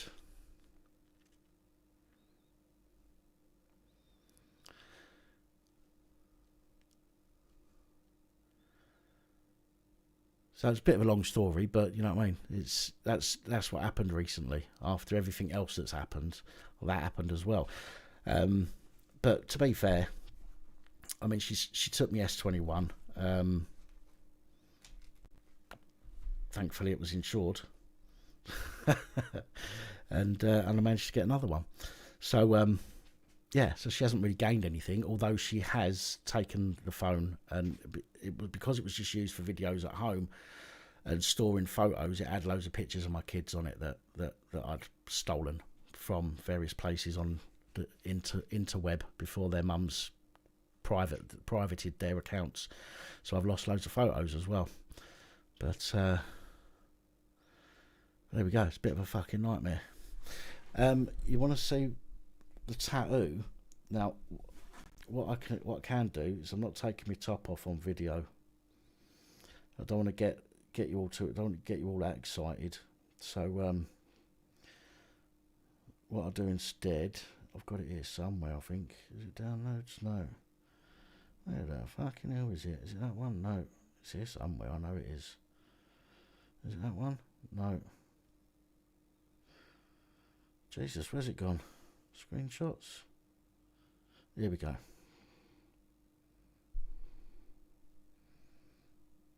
Where is it? Let's see if you can see if it. No, come on, focus. There we go.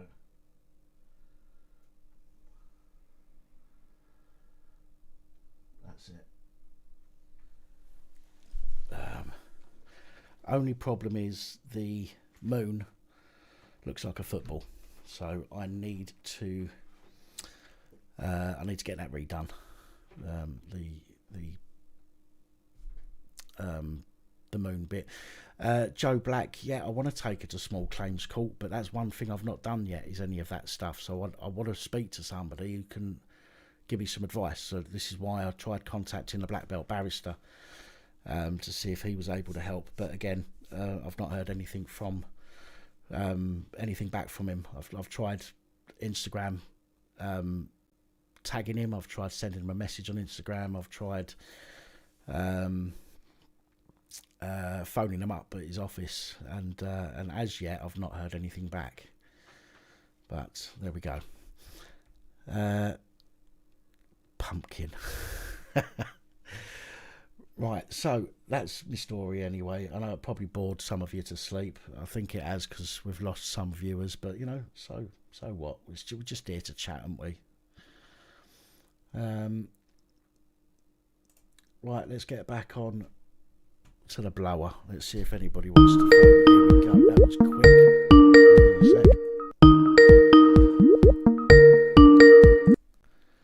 Hello, good evening. Hello. Dan? Hello. I'm going to be a bit greedy. I know it's the second call in. But you've got your Alexa there, haven't you? Alexa, yeah. I didn't Right. hear that. Say Please this. try that Alexa. again. Right, go Alexa, what is 100, 100, 100, 100 in Welsh? on. Oh, I've heard this one before. Hang on a sec. Yes. Alexa, what is 100, 100, 100, 100? 100, 100, 100 in Welsh is cant, cant, cant.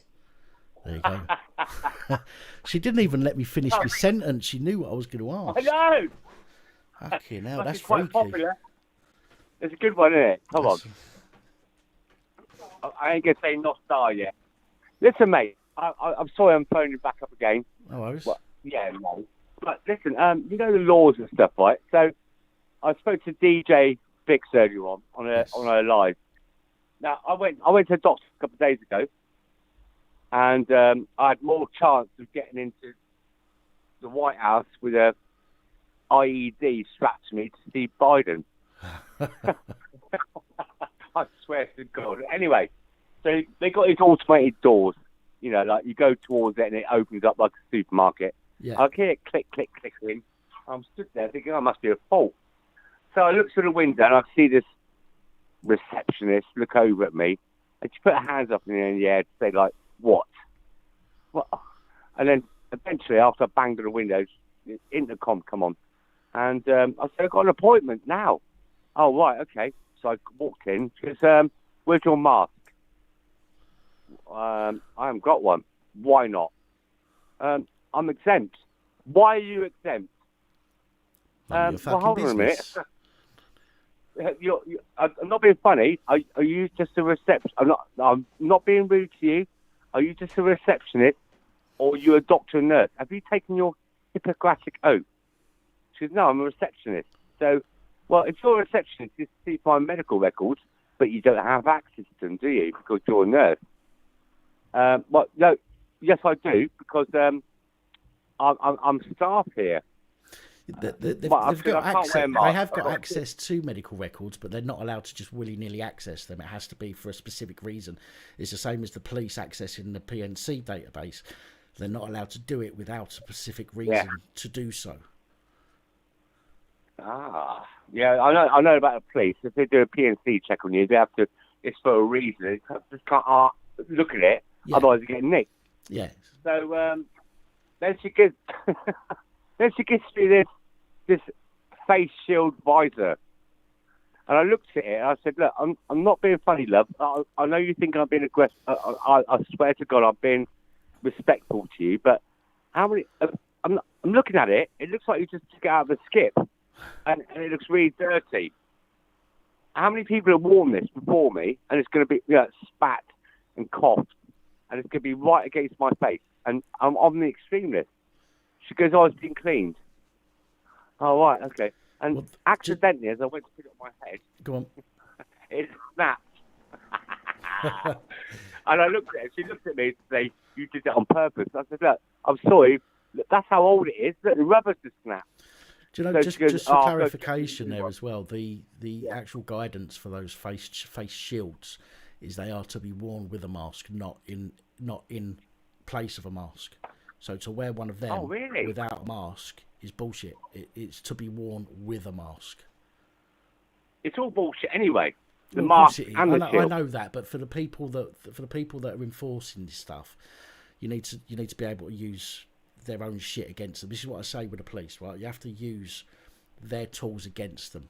Okay, So when, if somebody turns around and goes, oh, well, you wear a face mask. Well, on the government website and on countless medical journals as well, it states that the masks are to be worn with a mask, in conjunction with the mask, not in place of a mask. Wow. Because, yeah, I mean, my surgery, I've got to give them credit where credit is due. If I need an appointment if I ring up at 9 o'clock in the morning, I'll say, look, I've had a bad night with my arthritis, or this, or that, or that, and that, and this. They will say, right, do you want a morning appointment, or is your arthritis bad? Do you want to come in the afternoon after you've had a shower? All these stories you hear about people waiting weeks on end, honestly, I have to be give credit where credit is due. I get an appointment within an hour or two. Yeah, and that's great. And that's great. Like I say, I've said this before. When I was in the hospital, they treated me really quickly. I wasn't waiting around or anything like that, which is great. And I'll always praise someone or something if it's doing something well. But give credit where credit is due. But my doctors is shit. I've been trying to get through. I'm still getting over the stroke. I have bad sleep. I'm waking up with aching and hurting arms in the morning. And I phoned my doctor and can't give you. You'll have to phone back at 8:30 in the morning. I'm like, hang on a minute. I've got bad sleep. It says so on my medical records. I don't wake up till fucking silly o'clock in the afternoon, which is why any appointments that I do get are in the afternoon. No, sorry, you got to phone up at 8 o'clock. So I can't stay. I had to stay up all night in order to phone them at 8 o'clock, because if I'd have gone to sleep, I'd have missed it. So I stayed awake all night, phoned them at 8 o'clock the next morning. I'd managed to get through at about 8:10. Sorry, we've got no appointments left. I'm like, you're fucking kidding me. I've been up all night so I could phone you this morning, and you're telling me you got nothing left for me. I said, right. I said, well, book me an appointment for 2 weeks' time. Do it for 2 weeks' time. You can do that now because I've done it before. No, we don't do that anymore. We just take appointments on the day. But they've got one phone line going in. It's on your phone. You're an Android. Excuse me. You're an Android user like me. I've got an S10 Plus as well on it, and you put it on redial between 50 and 150 times on the redial to get through. Then you're waiting. You are calling number 64. Fucked up. I mean, I'm glad that you get seen quickly. Don't get me wrong. You've got to give credit where credit's due at the moment. But no, it's been a nightmare for me. Yeah. I did get the kung flu. Right. A few weeks, about 2 months ago, and just briefly, down here in the south. Well, do you know what? You seem like a Essex Grays kind of boy. Where are you located in the UK? I'm in Liverpool at the moment. But where are you from? I'm from Southend-on-Sea. Yeah, there we go. I knew it. So yeah, just away from Dagenham, really. Yeah, I suppose. I could just see that kind of laid backness in you. And so, hang on. It's only the Essex girls that are that laid back. Show me your white stilettos. No, not now. Anyway, just briefly, I'm on the extreme list. That's all right. I ain't looking for no sympathy. It's just one of those things. I got a few things. Well, I got rheumatoid arthritis. They gave me chemotherapy as an alternative treatment, which lowers my immune system. I got COPD from vaping, a few other bits and pieces. Walking Dead, but it's all right.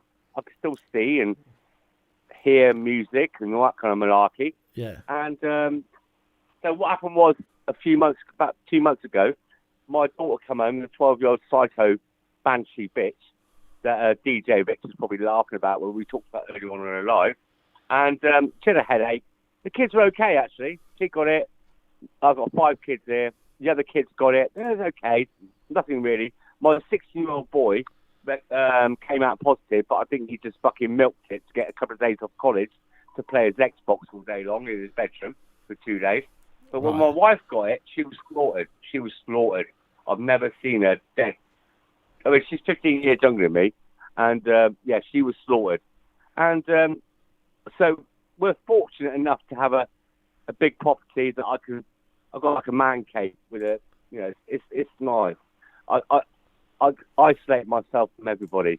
And they went to one of these testing centres, these ones you drive in, and it all came back negative. Right. So, yeah, happy days. So I reintroduced myself to the family, and you probably saw it on the news, perhaps. And this company in Wales, in south of England, near Swindon, they sent the results to a place in where was it? Up near Birmingham. Right. And it all came back negative. They got them all wrong. It's all wrong. Trust the government. And so a few days later, I got it. And I'm 55. I've had flu, I've had colds, I've had this, I've had that. I've had everything going. And I must admit, like anybody out there, not that I'm encouraging it, if anyone's done acid before and had a bad trip, that's what it was like for 2 weeks. For a while. And pardon? I said not for a while. I haven't. And so, yeah. When you have a bad trip, you don't do it again, do you? So, So for 2 weeks, I lived on a sofa or in the bed. And I'll tell you the best thing that helped me through it was a hot water bottle for the pain in my shoulders, and the Asda. Not that I'm promoting them in any way. I'm not product placing. Cold and flu tablets. It really helped. And but my wife, not me, my wife rang a couple of ambulances because my oxygen level, the average person's 95 to 99. Yeah. Mine went down to 73, which is quite dangerous apparently. Even my doctor, he rang me up after the second visit, after 2 weeks. He said to me, "Look, Simon, I've known you for, I've just boxed myself. I've known you for 25 years, and your wife, and your children. Mate, I can't understand why you're still here, but tomorrow, I really can't see you being here. Please just go to the hospital, have the oxygen. If you respond to it, I will prescribe it. Because I know you don't like to go to the hospital. Yeah. He knows the reason why I don't like to go to the hospital, because I see how filthy and dirty it is. No disrespect to the nurses, doctors, they're brilliant. It's just the cleaners. They're lazy bastards. And so I went up there. They fucking tricked me.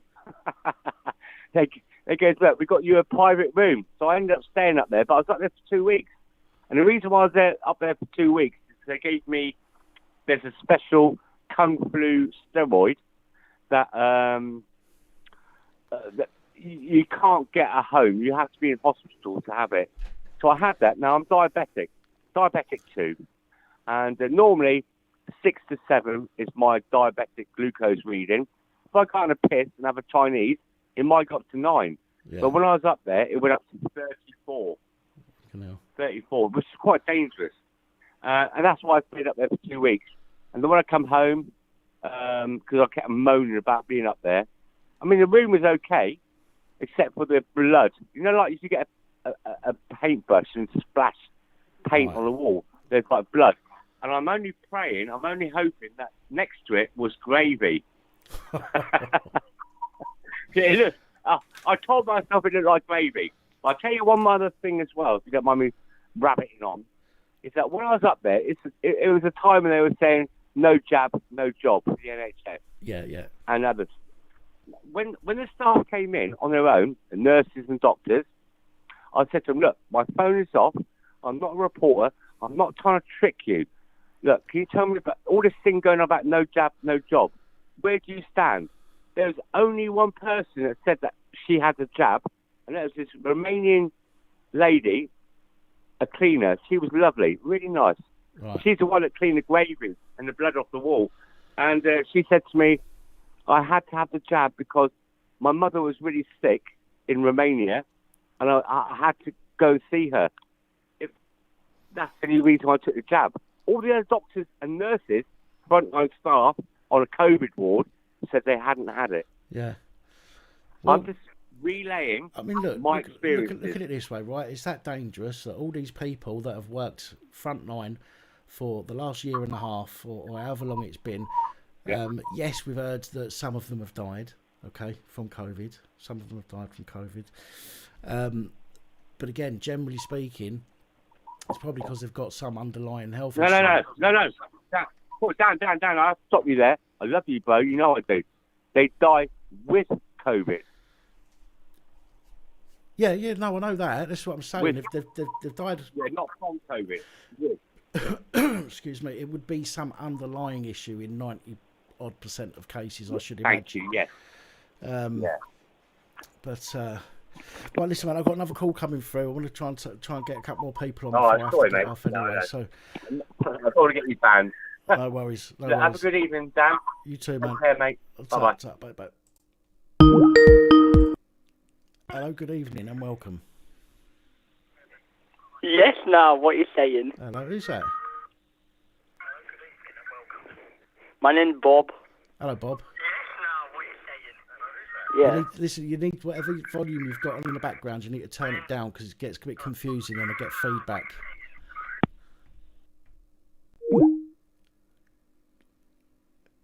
Goodbye then. Okay, right, guys, listen, I'm going to... I need to go make myself a coffee. I'll probably be on for about another half hour or so. So I'm going to go make myself a coffee. I am going to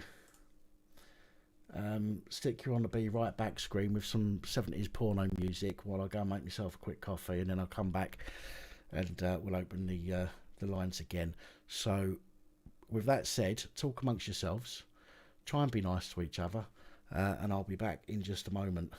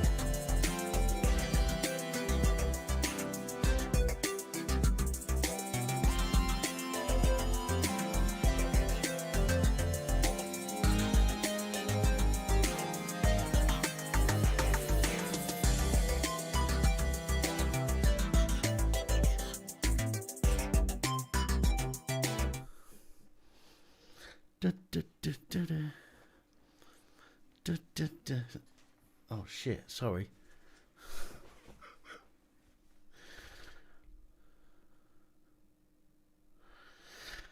I'm back. What's going on here? What's going on here?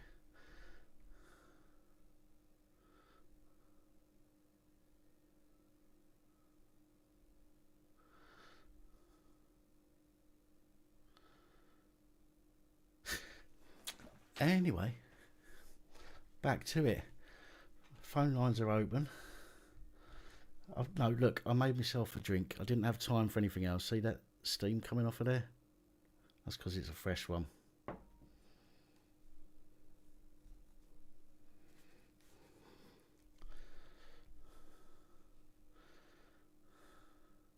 I'm like a newsreader. You're not seeing what's below the desk, I'm telling you. Not happening.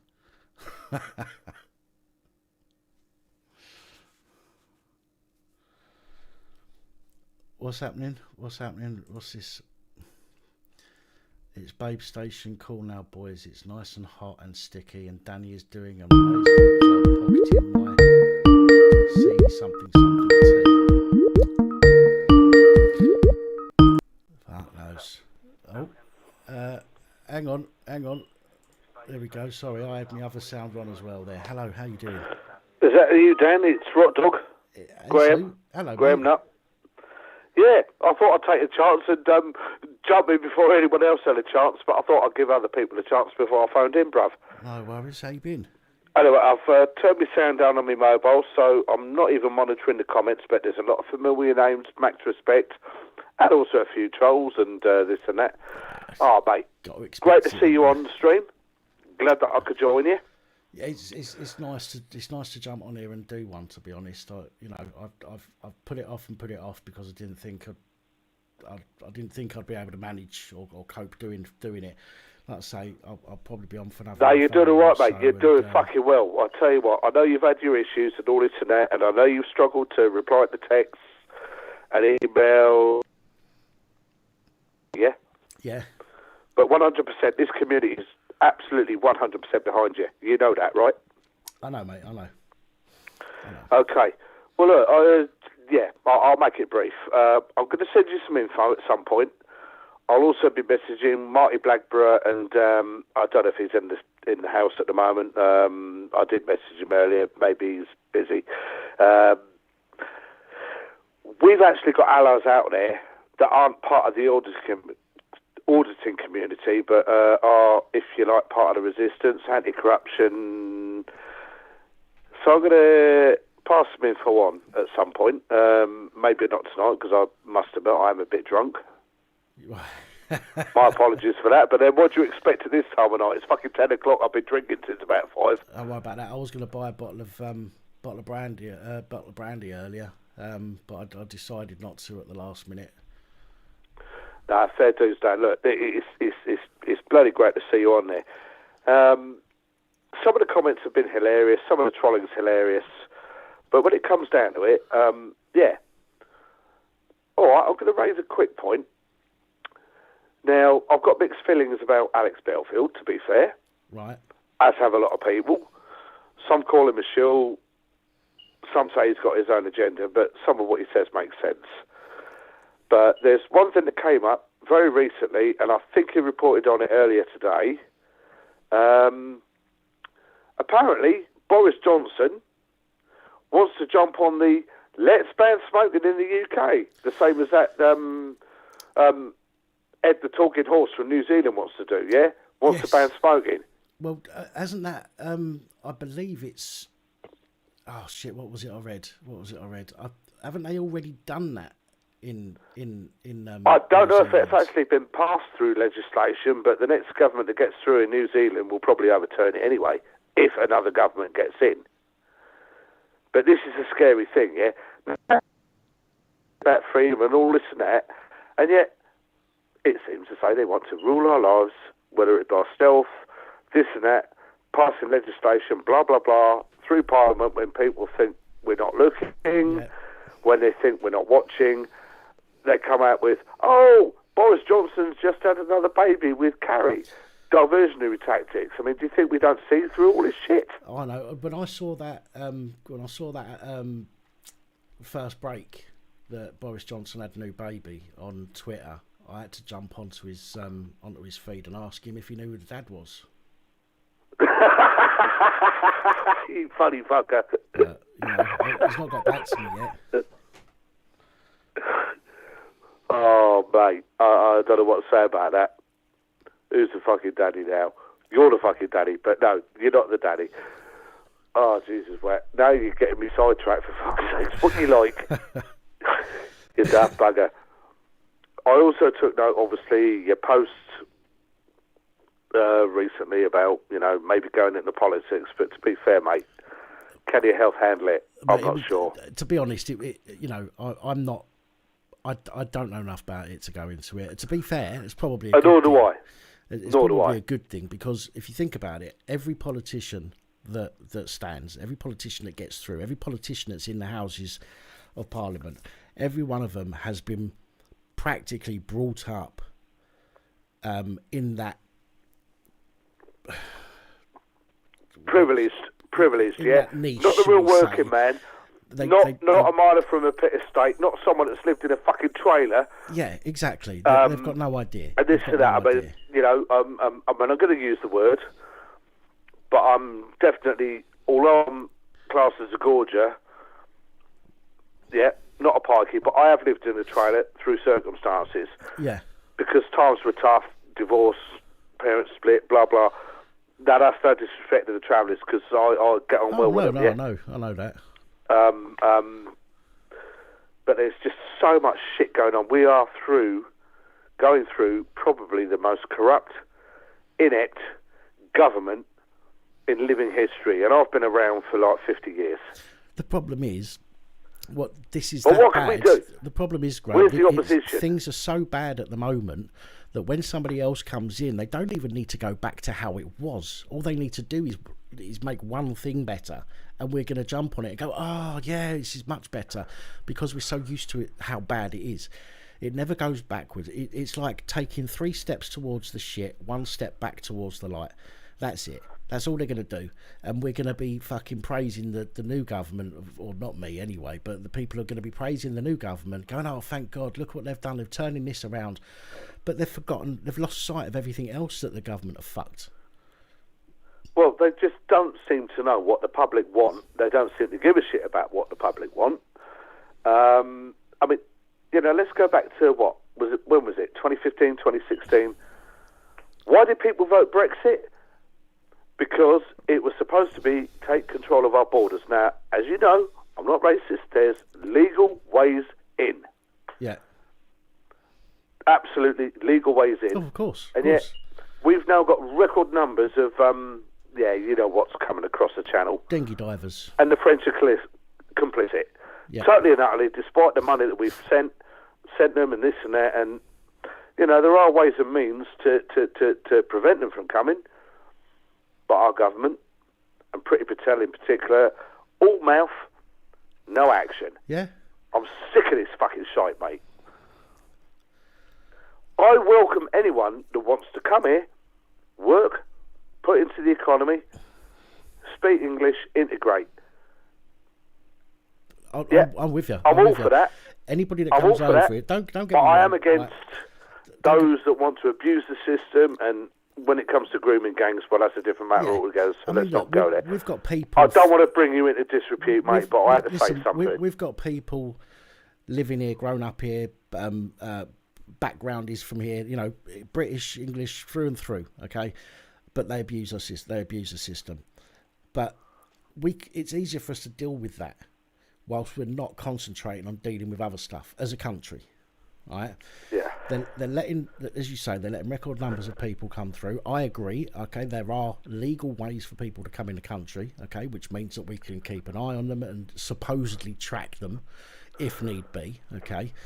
And yet so many of them seem to go missing and this and that, and who knows where they've gone and what they're doing and why they're doing it. Of course. But whilst they're concentrating on all these, allegedly concentrating on all these, as other people are calling them, this isn't me, I'm just using a word that I've heard, dinghy divers. Yes. Whilst everyone's concentrating on them, their minds are off other stuff. But what I don't get is they go on about, oh, we need legislation to stop this or to start that or to do this or to do that, okay? And I thought laws were already in place to prevent all this. And it takes time.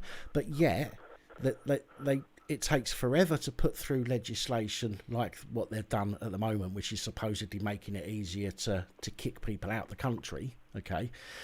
It takes ages for that to go through, but it takes overnight for a COVID regulation to go through. Exactly, Dan. Do you know what? You've just hit the nail on the fucking head. That's exactly, so where I was sort of like, going to go. That's it. We're good. Hang on a sec. You've got it. Guys, I don't know why honestly, everything is up full here. Everything's up full. I've got my noise cancelling off, so I don't know why you're saying that I sound quiet. No, I admit. Now, when it comes to the sound quality is 5x5, but very faint on my mobile. I've got my mobile up to the max, albeit sound switched off at the moment while we're doing this call. But when I wasn't on the call, I had my mobile up to the max, and I was struggling to hear. Yeah, so I don't know what the volume amplification issue is. But I know I'm not the only one that suffered from that tonight. Yeah, I've got no idea. All the volumes but up. But it is what it is, yeah. So sorry, guys. Anyway, look, maybe I better move on and let someone else take a call because there was a lot I was going to say, and I've lost the fucking plot again. Typical, innit? However, you've got my number, you've got my email. We can converse off channel as and when you're up for it. It's not a problem. All right. You know I care. You know other people care. That's good enough, yeah? Yeah. What more can I say, Dan? I know, mate. Not a lot. It's all good, yeah? No worries. I'll let you take the next call, mate, because I'm done, I think. Oh, fella, no worries. Thanks for taking the call. Max respect to everyone. Good to see some really familiar faces. You obviously got my message and this and that about Dean Minister. You knew who I was on about, didn't you? Yeah, he goes under a different name. I did text you about that. Oh, and I emailed you about it as well. He goes under a different name, but I don't want to sort of like dox it, if that makes sense. But he yeah. You know what I'm on about. On the 9th, he sent it. Yeah. Oh, and max respect, Roger Whittington is on the scene. He's a brilliant guy. I'm glad you're in touch. And what more can I say? Right, I better go. Let you take another call, yeah? Oh, no worries. Okay, respect, easy. Bro. Speak to you take care, yeah? Ta, mate. All the best. Cheers bye for now. Bye. Yeah, so we when COVID started up, we got all these. Let me just answer this and hang on. Just give us a second, caller. So when okay, hang up then. So when COVID started, all of the government officials started setting up companies or becoming consultants to companies that had never dealt with PPE or medical equipment before, in order to get a slice of the taxpayers' money, basically. And what I don't get is why none of them have set up a fucking inflatable dinghy shop over on the beaches in France. It'd make a fortune.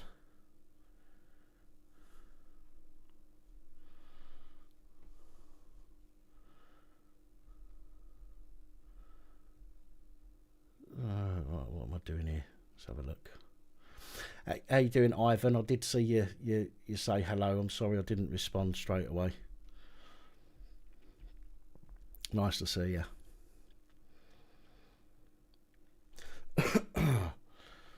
So what's happening? We can have any more calls? 01515289590 if you want to phone up and as it says on the screen, share your story, whistleblow, talk shit, or if you want to call me names, call me names. I don't care.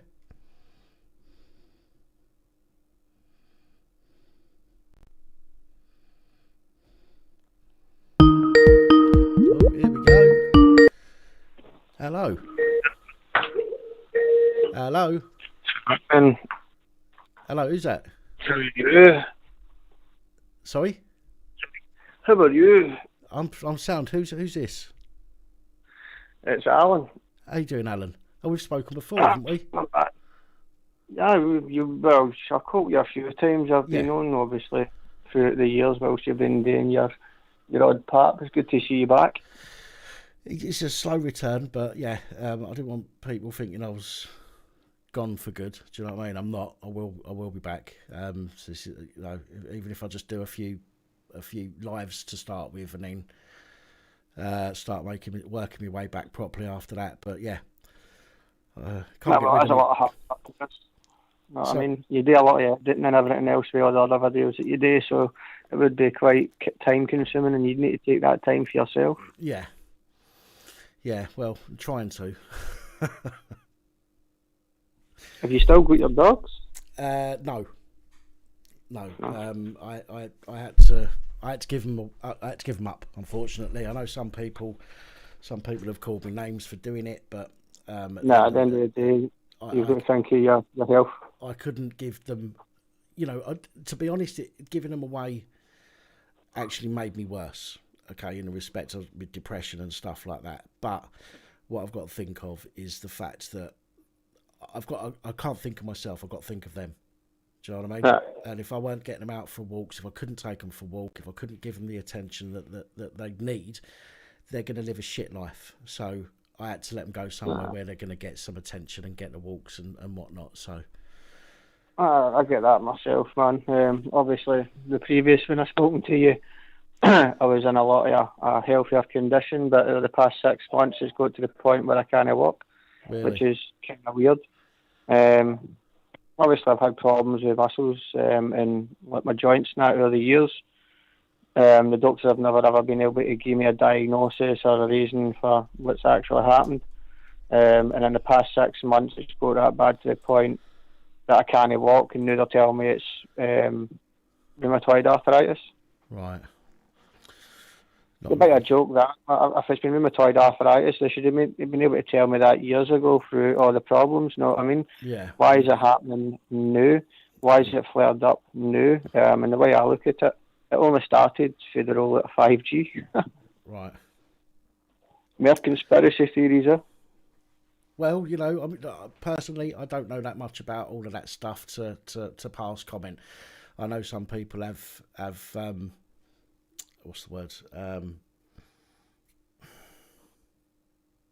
Oh Jesus, what's the word? Some people have their views and other people have different views, and I get it, and I let you know what I mean. I don't. It's the same with COVID. I don't. Aye. Again, I don't knock people because they believe in it or don't believe in it. Do you know what I mean? Everybody's got their own opinion, and if it's important to you, then it's important. Do you know what I mean? Or, so. I believe that there's a virus. I don't believe it's as dangerous as what we're being told. I do believe it was created in a lab by men. Isn't it something that's natural? Yeah. That's something I can say that's a guarantee. You know what I mean?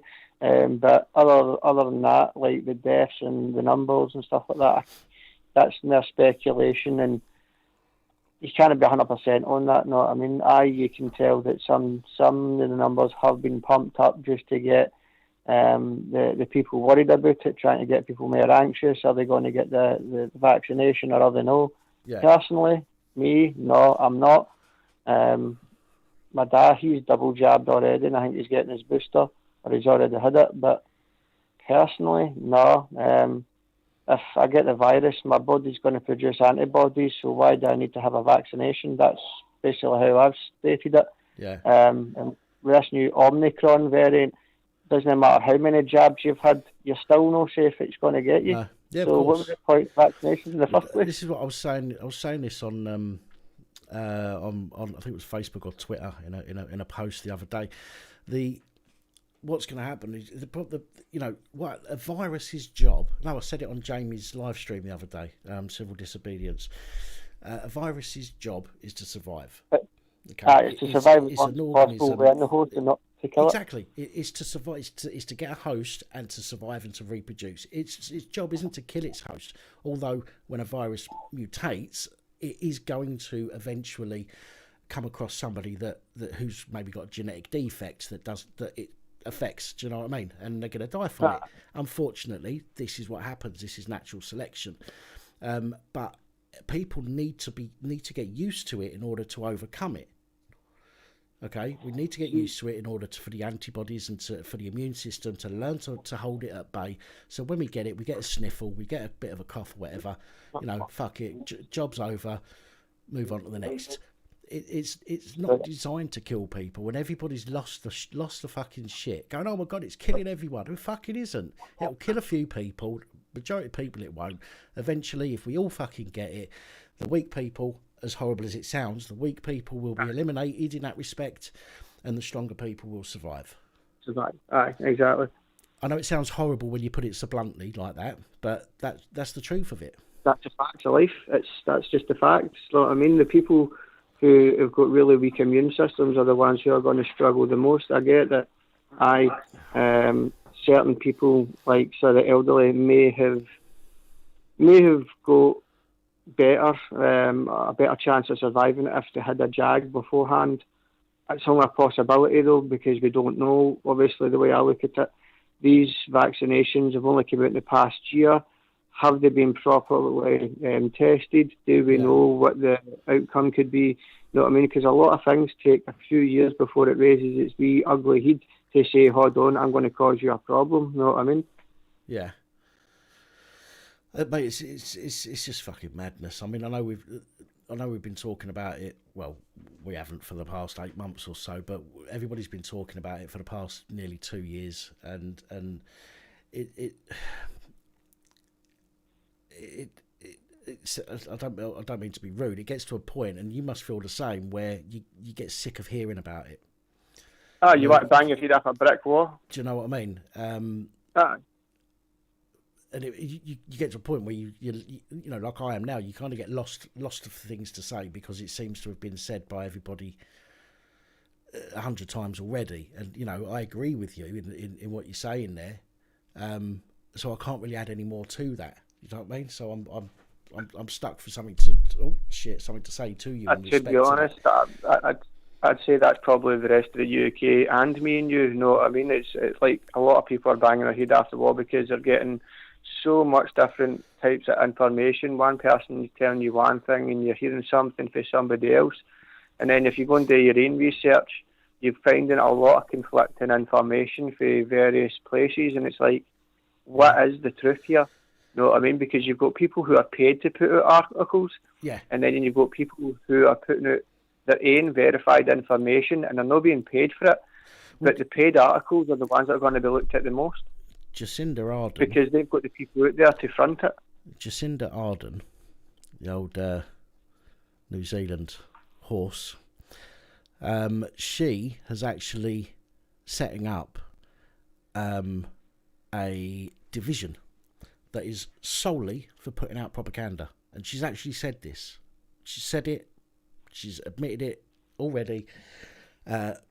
She says there's too much misinformation, so we're basically setting up a division that's going to put out news that is our news, is what we want you to know, basically. Right. So again, more propaganda. Pure propaganda machine she's setting up in New Zealand, and it won't be long before it's over here. They'll start doing what they do in China. They'll block access on the internet to certain sites, and you won't be able to look at certain things. You'll only be able to get from the government approved places. Aye, and there'll be no fact checkers there. Exactly. It won't need to be fact checkers because it's all coming from the government. Do you know what I mean? So we all know they need fact checks. We'll need our own fact checkers at that point. Aye.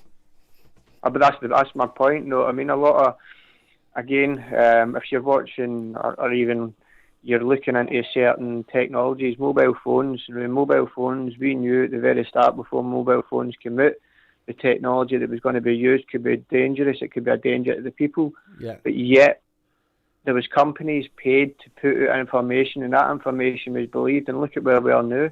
Yeah. Everybody carries a mobile phone in their pocket, and now they're tracked to the millimetre. Mm-hmm.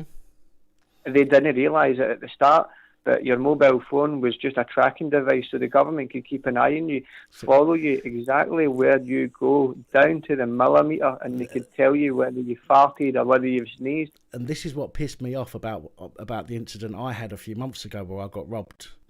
Was you listening to that?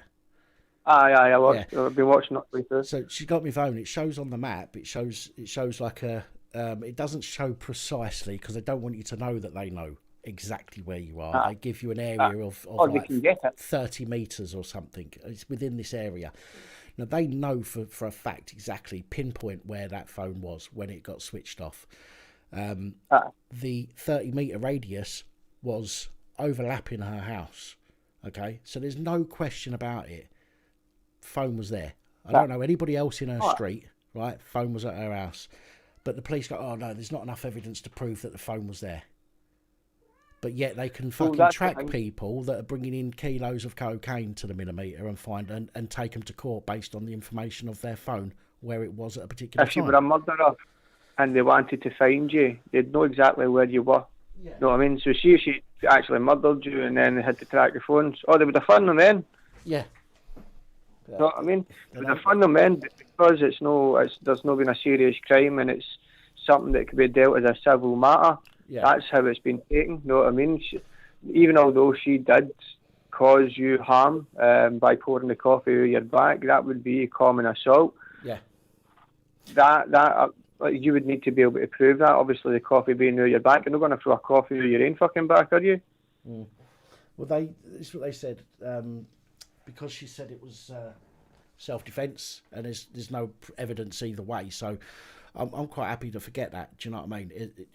It's the phones really that I want back, but they're saying they won't do it. So, and I know people just to interrupt quickly. I know people were saying black belt barrister isn't very good and all the rest of it.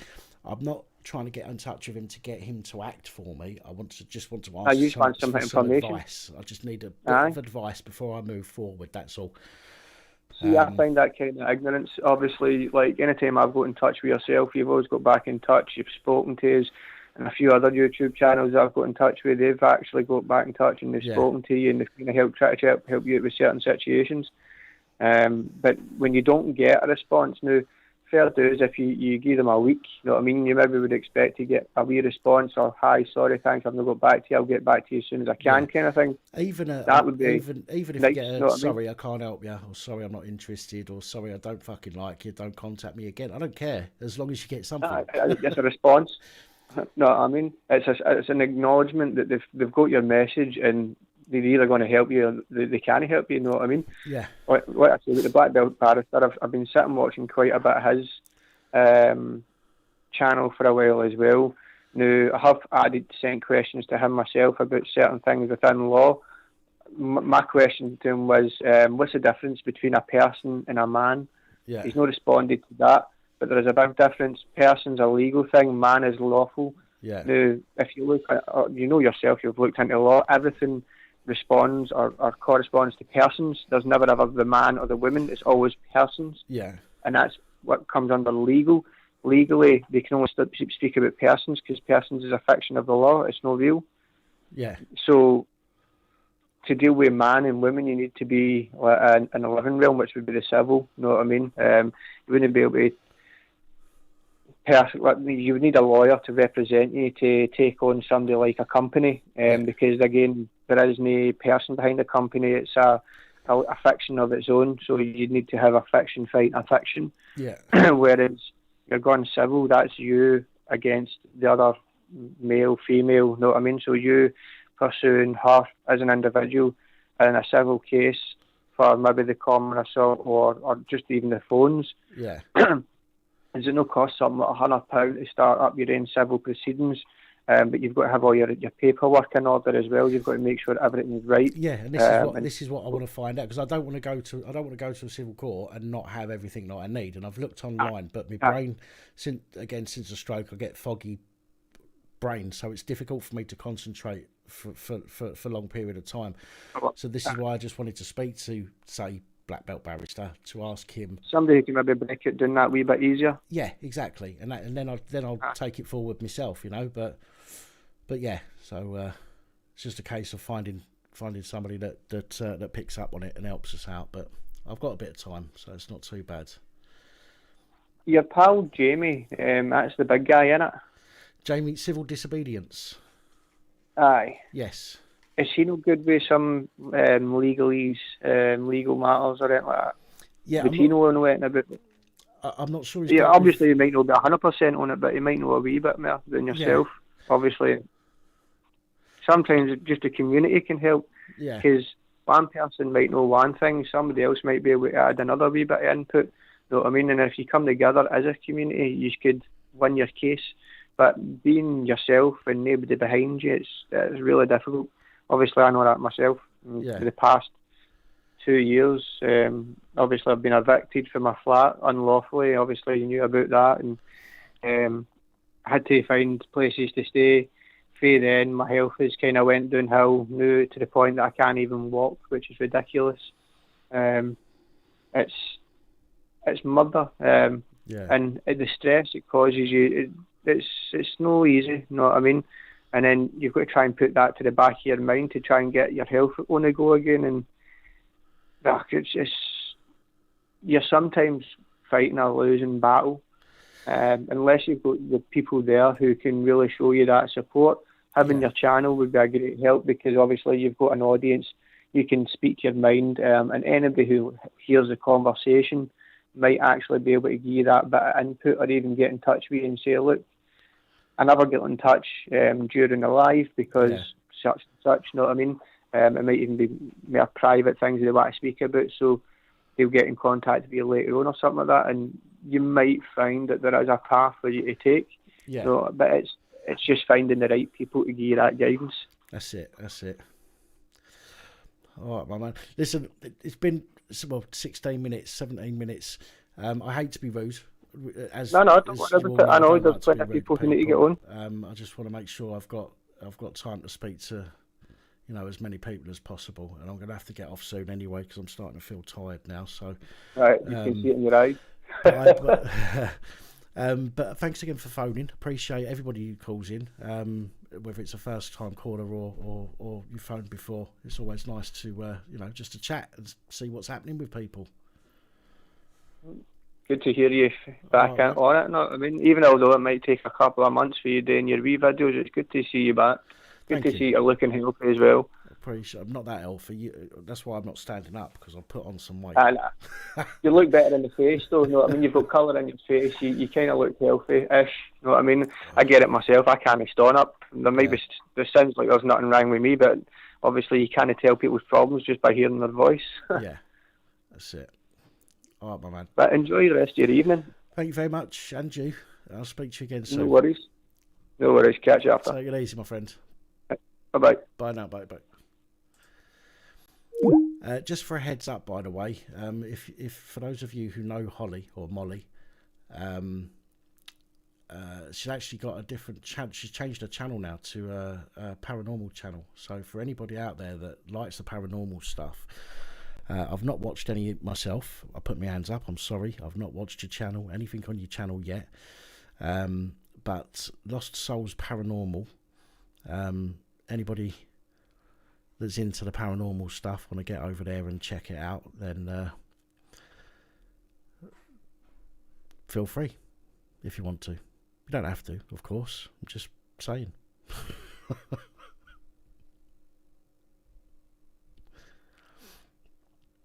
Oh dear.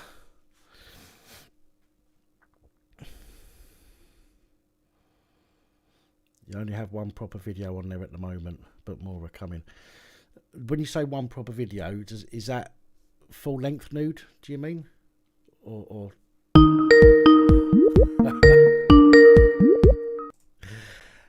Hello, welcome. Sorry to call you again, but hello. Listen to yourself about needing some help for your civil case. Right. Speak to Paul Poynton. Oh, Paul Poynton. Yeah. I know that is. Yeah, speak to him. He's all onto that. He does all that himself. Right. And if you messaged him now, he would respond to you within a few minutes. Okay, I'll give him a shout. I think I follow him on Facebook anyway. I think, but I definitely know who it is. I'm sure it's Facebook. I follow him on, so I'll give him a shout at some point. Yeah, he's the person that created the police bugle. Yeah. Had some issues over in West Lancashire Police, I believe, isn't it? Yeah, well, he is good. I'll be honest with you. He's helped a lot of people out, which I know of, since this second group. And like I say, it's decent. I mean, I've messaged him at 1, 2 o'clock in the morning, and within 5-10 minutes, he's messaged me back. Right. Okay. So he's a decent guy. No worries. I'll give him a shout and see if there's any info he can pass on. So yeah, thanks for that. Appreciate you pointing that out. I completely forgot about him. Just one last thing, if I may, Go on. about the cough and sneeze. Yeah. The fines that you're issuing to you, there's been a High Court case ruling on them. Are you aware of it? Oh, say that again. Sorry. You know the fines, the fixed penalty notices for the cough and sneeze? Yes, yeah. There's been a High Court ruling on them. Are you aware of it? Not if it's recent. I'm not. It was beginning of this year. Oh, what that they was all unlawful? Yes, but no. Basically, I'll give you the court even if you want it. Basically, what it is, for instance, I don't know, you're in the street and they decide to come to you and do whatever they want to do, and they want your name and address and all the rest of it to issue a fixed penalty notice. Yeah. The judges have ruled that you are under no obligation to give them your details for them to issue you a fixed penalty notice, and if they lock you up, then it is classed as a false arrest. Actually, now you say that, I do remember seeing that somewhere. I can't remember where though. Neil via the DPP 2021. You've got my email address, haven't you? You know what? You've said it to me, but I can't remember it. I'll tell you what I have done, though. I've clicked onto your main Facebook page, and I was going to send you a message on that. Yeah, do it through that. Yeah, do it through that. Send me a link to what you've just said.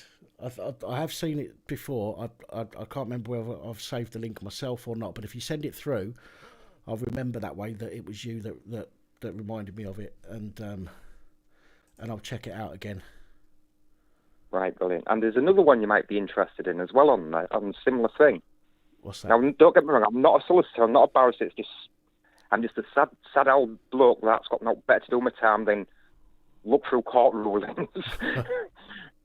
Now, all this crap about the face mask and wearing them to protect everybody else. Yeah. There's been this is not to do with that, but you've got to take what... you understand when a judgment gets made, there's certain parts of it that count to everything, no matter what it is. So basically what it was that the judgment, in this judgment, it rules nobody under common law has got a duty of care to anybody else. Right, yeah. So therefore, you not wearing a mask cannot be illegal, because you've got no duty of care to the other person. Right. Does that make sense to you? Yeah. So, again, I'll send you that one and all if you want it. Please, if you wouldn't mind. No. I mean, I could send you thousands of them, but I don't want to bore you with them all.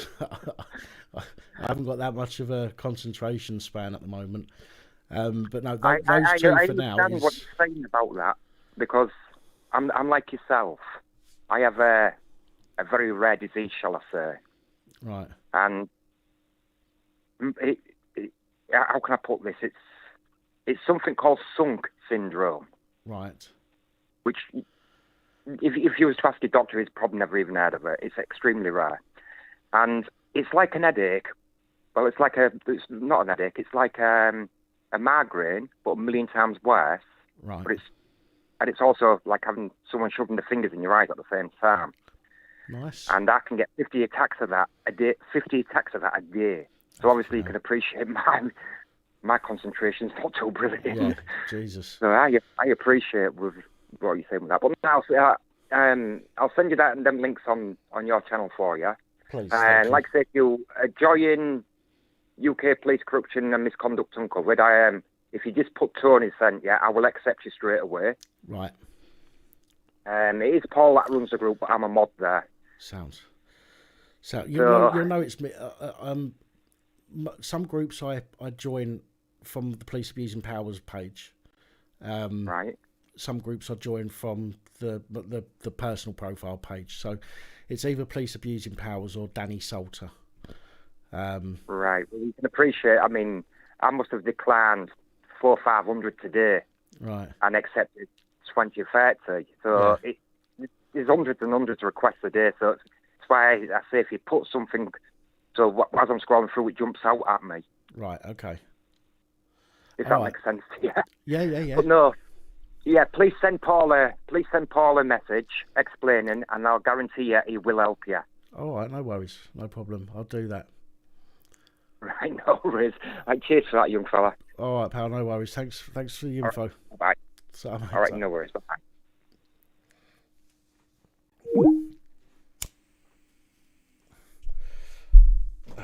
I know, I shouldn't be smoking. But it's better than getting pissed out my head. Or is it? Hello, who's calling? Hello? Hello?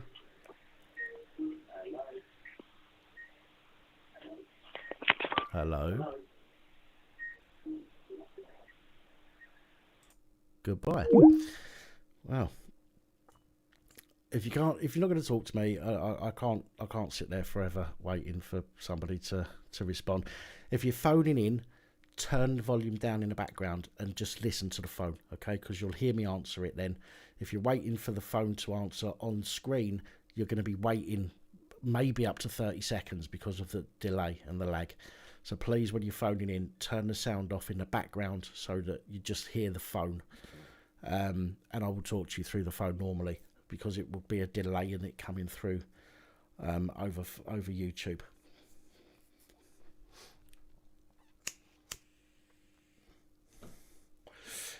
Yes, Molly, I know you're doing well. Congratulations on giving up the smokes. It's good. I don't have the willpower at the moment, nor the drive to give up just yet. Hello, good evening and welcome. Hello. Hello, Pop. How you going? How's it going, bud? Not so bad. Who's this? Pardon? Who's this? It's Steve. I spoke to you about 8 or 9 months ago, mate. Before you disappeared, bud. Okay, you'll have to. When I ask people who it is because I do speak to a few people and I don't get name. I get a number come up on like a phone number come up on Skype, but I don't get any names come up with it. So I'll probably ask you every time you phone who it is. So you'll have to remind me each time, I'm afraid. That's all right, bud. Don't worry about that. How's things? Yeah, good, mate. Do you remember me telling you almost a year ago what's going to happen in the wild, mate? I told you, didn't I? I said about COVID passports, mate. You won't be able to buy and sell if you're unjabbed, and how they're going to play the jabbed against the unjabbed. Remember? To be honest with you, a bit hazy from back then. Stuff was a bit hazy. So well, yeah, I remember it. I remember the stuff being said. I don't recall specifically that it was you that told me, because it's a detail that I've not retained at the moment, I'm afraid. Yeah, that's all right, bud. Yeah, I'm glad you're in good health now, mate. Thank you. I'm getting better. Yeah, I'm glad you're back, mate. So, I missed you like, lots of others have. But can I tell you a little story, Pab? Yeah, of course you can. Well, during the first illegal lockdown, yeah? Yeah. The unlawful lockdown. House arrest. Remember that? Yeah. Yeah. I was I couldn't work or anything, yeah, and I was having. Hello? Pat? I lost you for a second there. Oh, right.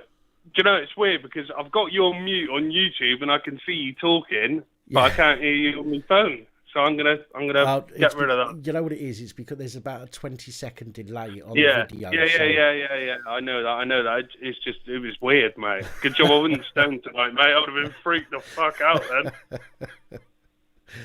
Yeah, I get back to the story anyway. Yeah, so during the first unlawful lockdown, Yeah. Like, couldn't work or anything, like, you know, so you're drinking a lot of beer and shit like that. So me and my partner had a fucking bit of a Barney one night. Old Bill got called. Can you hear me, Pap? Yes, mate, yeah. Yeah, old Bill got called, mate. I filmed it all anyway, so they showed up at my house. We've had a report of shouting. A report of fucking shouting? Oh, that's against the law, is it? Fuck me. Yeah, I said, how the fuck did you get in my house? And they were like, oh, we were let in by one of your children. You've woken your children up. I said, no, you must have fucking woken them up, mate, by banging on the door, you bellend. Yeah. Yeah. Did you wake up to them in the house? No, we were awake. Oh, right, okay. We were awake. I'm going to get on. You'll find this interesting, mate. And I filmed it all anyway, and I've got my trial next week anyway, so...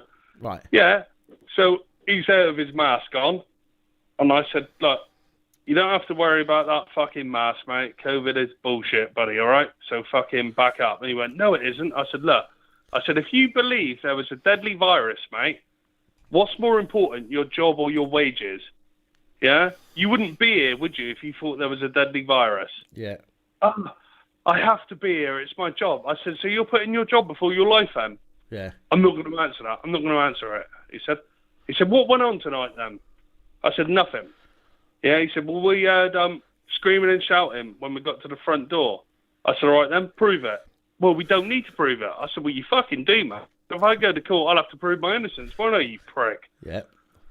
So anyway, he got a bit chopsy and that, and then he calmed down. He took my partner in the other room and shut the door. Right.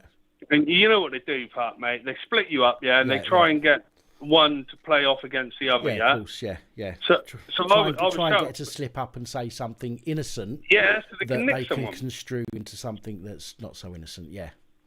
Yeah. So while he's speaking to me, I'm saying to I'm going to use a different name for my partner.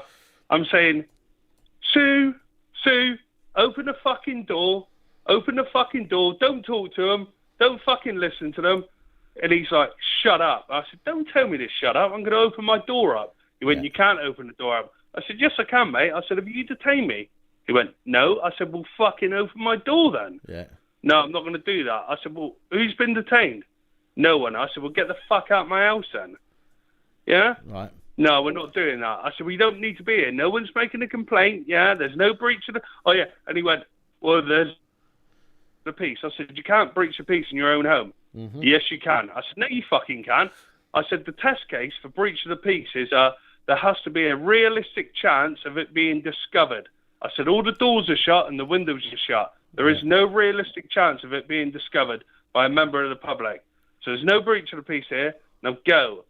And they were, they started like looking and whispering to each other, and I couldn't quite make out what they were saying. Yeah. And then they were like, right, you need to go. And I said, no, I don't have to go. You can't tell me to leave my own fucking home, mate. Yeah? I said, you need to go. And they were desperate because during the time it was the first lockdown, obviously there was no one out committing crime or anything, so they were desperate for a nick. Yeah, yeah. And then I said, I'll tell you what, boys, yeah? I said, I'll make a roller, yeah, and I'm going to shoot off out into the world then. And they went, right, that's it, you're under arrest. And the first thing they did, right, was grab my phone because I was filming them. Right. But my 18-year-old daughter had come downstairs because she'd been woken up by the commotion. And I'm like, fucking film it, Danny, film it, yeah? And she filmed it. And they were grabbing hold of me and trying to detain me and put me on the floor and that, and they couldn't. Right. Then one of the coppers sprayed me in the face, not once, but twice. You got sprayed yeah? as well? Shit, you know. Yeah. And I said, what are you doing, you mug? Yeah, it's really funny part, mate. I'm gonna send you the video to have had the trial next week. I'm gonna send it to you. Yeah, send me the link or send me the video, and I'll take a look. Yeah, I've got to wait until the trial's over next week, mate. No worries. So he sprayed me in the face twice, and I said, "What are you doing, you mug?" Because all I was doing, right, Pap, is his colleague was like trying to grab hold of me and detain me, but in my mind, I know it was an unlawful arrest. Yeah. Yeah. I haven't breached the peace. Yeah, I've not committed a Section 5 or any of that bullshit, yeah? They've arrested me because they got fed up with me being cocky, and it's not against the law to be cocky to a police officer. Of course it isn't. Yeah? I don't like the bastards because I know when they show up, I've seen it in fucking the police, you know, all the police documentaries, and I've heard it from my friends, and I've experienced it in the past. When a copper shows up, mate, he always goes for the male. Yeah. Yeah? So I knew they were going to go for me, yeah? So I resisted an unlawful arrest, yeah? So all I'm using is force to stop one of the officers grabbing hold of me, or both of them to start with. Then the other one let go. I'm still resisting. I'm not punching him or doing anything, you know, untoward. I'm just, like, holding his hands away and shit like that. And I was more stronger than he was, and he didn't like it. Yeah. So he sprayed me twice, and I said, "What are you doing, you mug?" Then they started bundling into me again and that, you know, and then they got me on the floor and called for urgent assistance. And people in your comment, I can't see your comments now because I'm not watching it. They called for urgent assistance, and the whole shift turned up. That whole section shift turned up, including the inspector. Fucking hell. Yeah, they turned up, mate. And even though they didn't need to, because I was on the floor face down, one of the coppers punched me in the face twice. He You got that on admitted video it. as well, have you? Yeah, my daughter filmed it, and I'll get to that in 2 secs, right, Pat? Right. Yeah, so one of the coppers punched me in the face twice, yeah, while I was face down. Then I eventually got arrested, and in my interview, this woman copper who did the interview said, "Oh, Officer so-and-so says that he punched you in the face twice." And then she went, "He retracted his statement," and then he said, then he made a new statement saying, "Yes, he actually did." Do you know what I mean? I'm fucking believable. You know. So anyway, just go to on, Pat. interject there. The Blunt Crusader has just put, "Wait till the dinghy divers get given police powers and a uniform." Now, I was going to say earlier, somebody said about you know, one of the callers said we've got these people coming in and they're getting given, you know, they're being treated like fucking royalty, getting given 4-star hotels and all the rest of it, while we've got veterans on the streets. Well, I was going to say at the point, the reason that they're being so nice is so that they can fill their ethnicity quota in the police by getting all these people they've invited into the country. Literally, that's what they're doing. They're inviting them in. Rather than saying, "Go and fuck off," they're saying, "Come on in you come." And eventually, I reckon that half of these people will end up joining the police, so the police can fill their political correctness quota. And we're going to find a lot of people policing that have got a completely different idea of how civilization should be from the rest of us, and it's going to get really messy. Well, yeah, I've always said, you know, if they want to get the military on the streets, I don't think the military will own their own people. So what will they do? They bring in UN troops. You don't give a shit, mate. But yeah, I don't know if I'm. I've lost you. Yeah, can you hear me? Yeah, I can now. Yeah. Yeah, sorry, mate. Reception's really all right. bad in my house. Yeah, did you hear what I was talking about them bringing UN troops over here, mate? Just briefly, yeah. Yeah, well, I think what they're going to do, right, Path, is they know that their own military are probably not going to turn on their own people. So what they'll do is they'll bring in UN troops who don't give a shit, mate. They don't care. Yeah, and then they will police us. And I think this is what I think. I've moved off topic slightly, but this is what I think. This is my own opinion. I think the party in Downing Street was leaked deliberately because they always do that. Yeah, they leak stuff deliberately because it's problem, reaction, solution. Yeah. They create a problem, get a reaction from the public, offer a solution. So maybe they want Boris Johnson out of power so they could put that fucking Sajid in power because they want to turn this country into a Muslim country. Well, they're talking. They're saying that it's more likely for Keir Starmer to take his place. Is what I've been reading, how true that is, I don't know, because I don't follow politics in any fashion. So I don't really know anything about any of them. I just know what they're doing when it comes to light in the papers or people are sharing stuff. But from what I've read, Keir Starmer's got the best chance of taking over. Although some people are saying Rishi Sunak. Yeah. But whoever takes over, it's nothing's going to get any better. Let's face it. How can people? Right. If you go back about 10 or 15 years ago, Pup, yeah, people were saying, ban the burqa. Yeah, now the English people have got their own personal burqa. Yeah, their mask. Yeah. Do you see what I'm saying? Yeah, of course. And if you get a mask, Pup, and spray a can of deodorant at it, mate, the particles go straight through the mask, yeah? Now, the particles of the virus are even smaller than the particles in a can of deodorant. Yeah. So, do you know what I mean? The mask does absolutely nothing, and I'll just say that I've never worn a mask, never done a lockdown, never will, mate. I will never bow down to those people. I do not have... I do not recognise that man as my Prime Minister, and I do not recognise that woman as my Queen. I am me and free, mate. And as long as I don't cause injury, harm, or financial loss, mate, fuck you, mate. I live my life. You imagine, right, Pap, right, covering your face up for 10 years, with a mask. Yeah. 10 years later, you take your mask off and you look in the mirror, mate, and you're all fucking wrinkled. Your best years are gone, mate.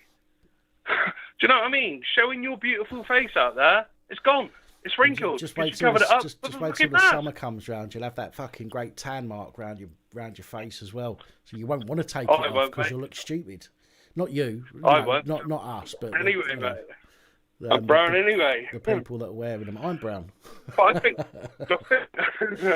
I think people are starting to wake up because during the first lockdown, when I was going to shops with no mask on and shit, people were all jumpy. I was having arguments with people. Yeah. But now, since he's announced masks this time, I'm going in shops and people don't give a fuck. I think people have woken up, but a lot of them are too afraid to not wear that mask through fear of repercussions. Yeah. Do you see what I'm saying? Excuse me. You're not boring me, by the way. This is just because this is my fatigue starting to kick in, that's all. So I apologise for yawning then. Yeah, no worries. But that's... And I did say to you, Pap, almost 2 years ago, I said, what they're going to do, Pap, is they're desperate to get people injected with that poison, yeah? And then eventually, because what did they do, right? They got them all jabbed up, yeah? And then they went, if you get double jabbed and double boosted, your life will go back to normal. You can drop your mask and everything will be normal. And I said, nah, it fucking won't. What are they saying now? Yeah. Well, there's a new variant. And I said to you, Pup, I said they'll just keep saying it's mutated, new variant, and it will go on forever, mate, and they'll just keep fucking putting more and more and more poison in people. And eventually, mate, the hospitals will be filled up with ill people and people dying. And that'll be from the shit that they put in their bodies themselves, because the system is so evil, Pap. Yeah. They don't just want to kill us, they want you to fucking actually kill yourself. Yeah. That's how sick they are. Don't think Boris Johnson's in power, mate. It comes from... He's just a puppet, like all governments. Well, you see, this in my opinion, this is why they've not actually mandated jabs as such, okay? They're saying, yes, certain settings you've got to be jabbed if you're working in care homes, okay? But that's down to the care home to put into place and to carry it out, okay? Therefore, it's not in the hands of the government, okay? It's in the hands of the care home or the hospital. So if somebody dies, it doesn't go back to the government, it goes back to the care home management or the hospital management. And this, again, what you've just said there is they want people to kill themselves. Now, this is probably why they haven't mandated jabs at the moment, but they're forcing people indirectly. I say indirectly. Yeah. What I mean by that is they're making people, they're shaming people, or they're making their life very difficult. Now, tightening the screw. One thing I watched on Black Belt Barrister a few days ago was a video on this. Okay, if you're told that you have to have a jab and you don't want one and you lose your job over it, you can leave your job and still sue them for unfair dismissal. Okay. Yeah, you can. Because I can't remember the exact words that he used now, but it's a case of if they make it that difficult for you to continue working there that you have to leave, that's basically the same as being fired. Okay, so a lot of these places, or a lot of people watching this, if anybody sees this, you know, you're working in a particular industry where they're trying to get you to have a jab or you've got no job. If you stick it out as long as you can, to the point where you cannot physically stick it out any longer and you leave, you still could have a case for an unfair dismissal. So just a bit of information anyway. Well, it's a case of coercion, mate. Yeah. Yeah? And not only that, right? Say if I had a bloke work for me, called John, and he come in one day and he said, Steve, I'm gay. And I said, right, I'm dismissing you, mate, because you're gay. That's discrimination. Yeah, of course it is. Yeah? They can't have it both ways. No. If we discriminate against a gay, a lesbian, a Muslim, or whatever, that's not right. So don't discriminate against somebody who doesn't want poison in their body. Yeah. How can the system tell you you can't have weed in your body or pills or whatever, but yet you've got to take our poison? You've got to have that in your body. They got no fucking right, Dan, to tell you what you put in your fucking body. End of. Period. Power grab, innit? I mean, the first lockdown and the subsequent ones have been a test. How compliant are they? Okay, this is what it all boils down to. How compliant are they? Will they do as they're told? And the majority of people have initially, and the subsequent knockdowns. As you say, this time I think people, especially after with the Christmas party, although that is questionable because apparently they were talking about it in the £1 million press conference room, which wasn't built until after, you know, quite some time after the party. So there is some question about that. But what was I saying? Oh, fucking hell, I hate it when this happens. Oh, yeah, memory blank, yeah. I hate that. Oh, shit, sorry, go on. Sorry, man. It's gone. That's all right. I get that, mate. I get that. Do you know what that is, mate? Drinking too much fluoride, bud. I'll tell you what. I turned my tap on the other day. I need to get in touch with the fucking landlord. Turned the kitchen tap on the other day. It wasn't the smell. It came out. It looked. Do you know when you put an aspirin in water and it goes cloudy? Yeah. Yeah, very cloudy. Right. I ran the tap for about 7 or 8 minutes, which is a long time running a tap. And you're on a water meter, I bet? I'm not on a meter, no. But it's doing it from both the cold and the hot. I turn it on, let it run. So I turn it on, you know, turn the hot tap on. I let it run until it's hot, then I put the plug in, okay? I done that. Came through hot, put the plug in, filled the sink up, and by the time the sink was full, it was still coming through cloudy. It's like, what the fuck is this? And the iron as well, in the bathroom, it is fucking disgusting. Around the tap, around the cold tap, which is the one that gets used the most on the sink in the bathroom, the black, you get like a black gungy shit all around the faucet. Right, so I have to keep wiping it off with tissue, and I've looked it up, and it turns out it's iron deposits. Now I know having iron in your body is not such a bad thing, but the amount that's coming through, I don't drink the water out of the bathroom, but the amount that's coming through, I'm cleaning my teeth with that shit, and it's gunking up the whole of the fucking tap faucet. It's disgusting. Get yourself to Lidl or Aldi, mate, and get bottled water. There is very cheap, man. Yeah. Failing that, get yourself a water filter, mate, that you put underneath your sink, mate, and it filters the water out before you get to drink it. Yeah, I need to do something because it's fucking disgusting. It really is.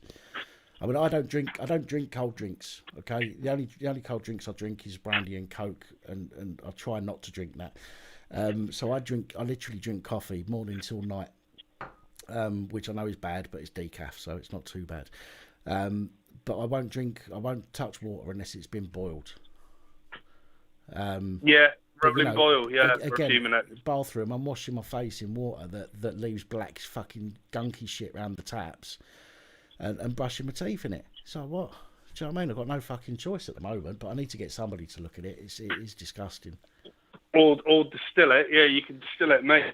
Yeah, but if you want to spend time distilling it, yeah, it takes time to know. But yeah, there was one thing though, Pat. Do you mind me asking you a question, mate? Go on, mate. Go on. The last video you made about, I think it was probably about 8 months ago. Right. To me, you looked a bit sheepish, and I thought, because you put out a lot of great content, yeah, which the old Bill will fucking hate, yeah, and the system will hate. Right. So, and I thought, in your very last video you made before you were gone for like about 8 months, I thought, something not right about Pat. You didn't seem right. You look like like a rabbit in headlights. You look like I thought to myself, maybe the old Bill will be around your house and, threatened you and put the bash on your channel. No, I've not had any incidents or interactions, to be apart from the ones that I've put on the channel. So what you'll have to send me an email with what actual video it was, and I'll take a look. I think it was the one. It was the one before you had the stroke. It was the last one before you had the stroke. Right. Okay. And I thought you just didn't seem yourself, and I thought, yeah, the old Bill have got to him or something. They threatened him because you're putting out loads of stuff that are making them look like arseholes and that, and you're exposing the system. And that's what I thought to myself, Pat. And I just thought, I'd love to ask him, but he's not around anymore. And now you're back. I thought, yeah, that's now's the perfect time to ask you. You've not been pressurised then by the system. No, nothing like that at all. If I had, you'd know about it. Trust me. Nobody's going to stop me updating people on anything that goes on if it involves the police.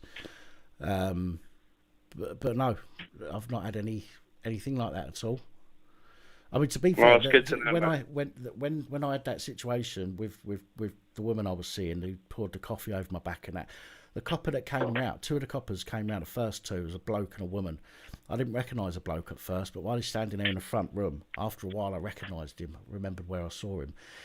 He is the copper in my very, very first video on this channel, my very first video the video that started this channel, the video that I got arrested for taking photos. Yeah, I remember. He was the copper that turned up first of all with the beard, and he was asking me, he was asking all the questions, and he said in the end, he goes, I've spoken to me sergeant, I'm going to leave you to it. He's the very first copper that I spoke to on the video that got this channel started, and he was the one that came round. Which was quite amusing. But no, I mean, to be fair, they were great when they were here, very helpful when they were here, but as soon as they fucking left, obviously they fucking couldn't be asked to do their job. So there we go. Yeah, interesting. What about Crime Bodge, mate? He seems to have got rid of loads of his videos and not uploading anymore. Do you know anything about that? I recall one of his videos towards the end. I say towards the end, but I mean towards the end of him uploading since his last uploading. I seem to recall one of his videos that said that he was getting targeted by YouTube or something. So he needed to be careful on his videos. I think he was taking his videos down. Whether I'm right or wrong, I couldn't say 100%. But I think he was going to take his videos down to edit them, maybe, or he's going to start again, and do his channel in a slightly different way, so he's not so targeted by YouTube. I mean, I swear a lot. Do you know what I mean? I swear a lot in my videos, and most of my videos get demonetized. And to be fair, it makes it difficult to quantify the time it takes me to do the videos. But I don't want to be myself. I don't want to be false. Do you know what I mean?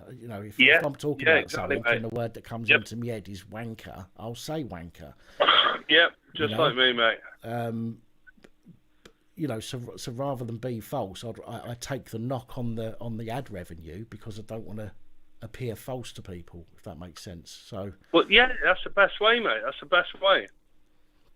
You know, it's not all about, it's not about money for me on here. It helps, don't get me wrong, I'm not going to lie. Yeah. Bit of ad Yeah, revenue but it's is more great. about the truth, mate. It's more about the truth, mate. But, yeah, it's but more, that's what my it's main about. concern about this channel as it started growing was the community. And that's it. Do you know what I mean? So, and the community's great. That's the thing, though, Dan. A lot of people wouldn't know, exactly how evil, disgusting, and slimy the police are if it wasn't for a channel like yours. Because a lot of people don't see that stuff. No. And I think you've done an amazing job, and I'm not blowing smoke up your ass, mate, but I think you've done an amazing job exposing the bastards, because there's not many out there doing it.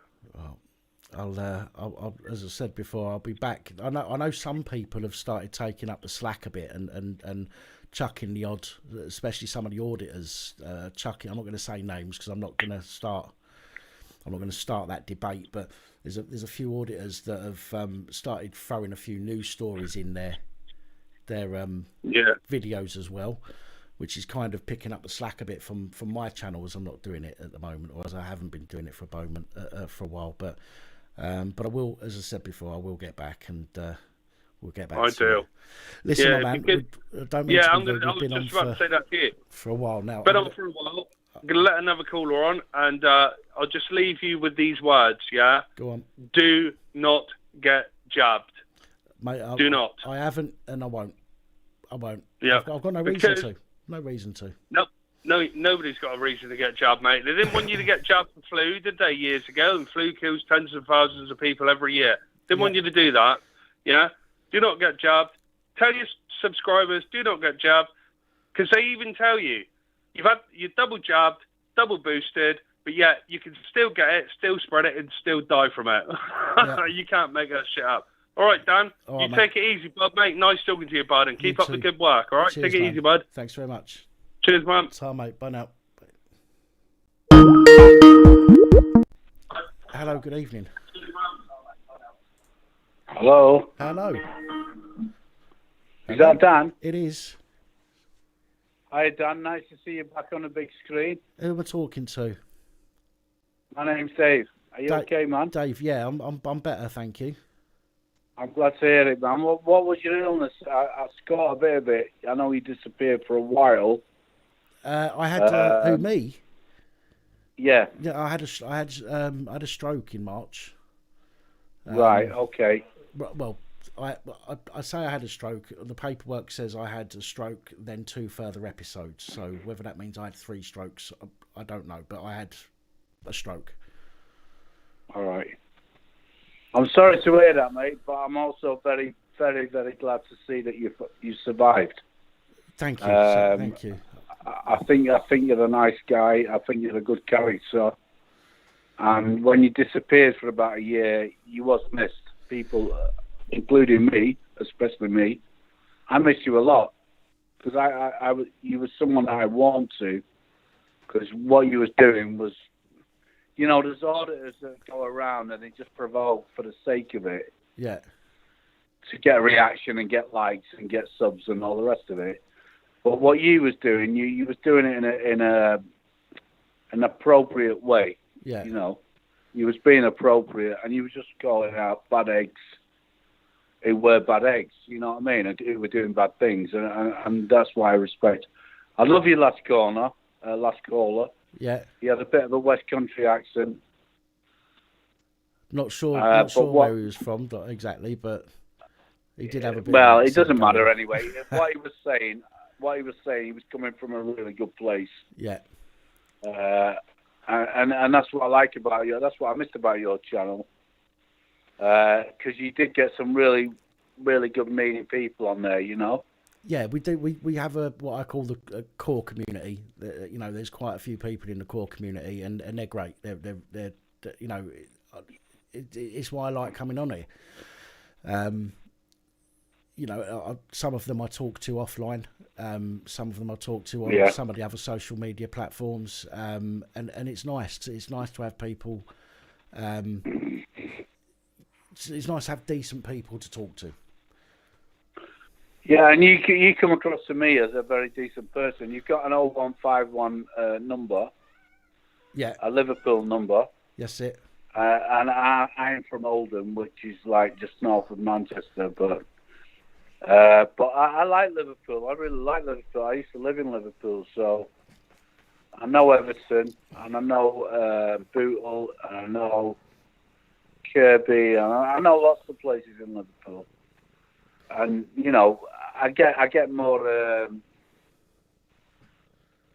I love going up to Liverpool. Put it that way. Not for football, because football's a war. Yeah, I don't do football myself. No, so. no, I'm not into all that myself, but I get it anyway. But when I go up there in a non-football capacity, yeah, I love it up there. You know what I mean? I love Liverpool. The people are great. You know what I mean? They are.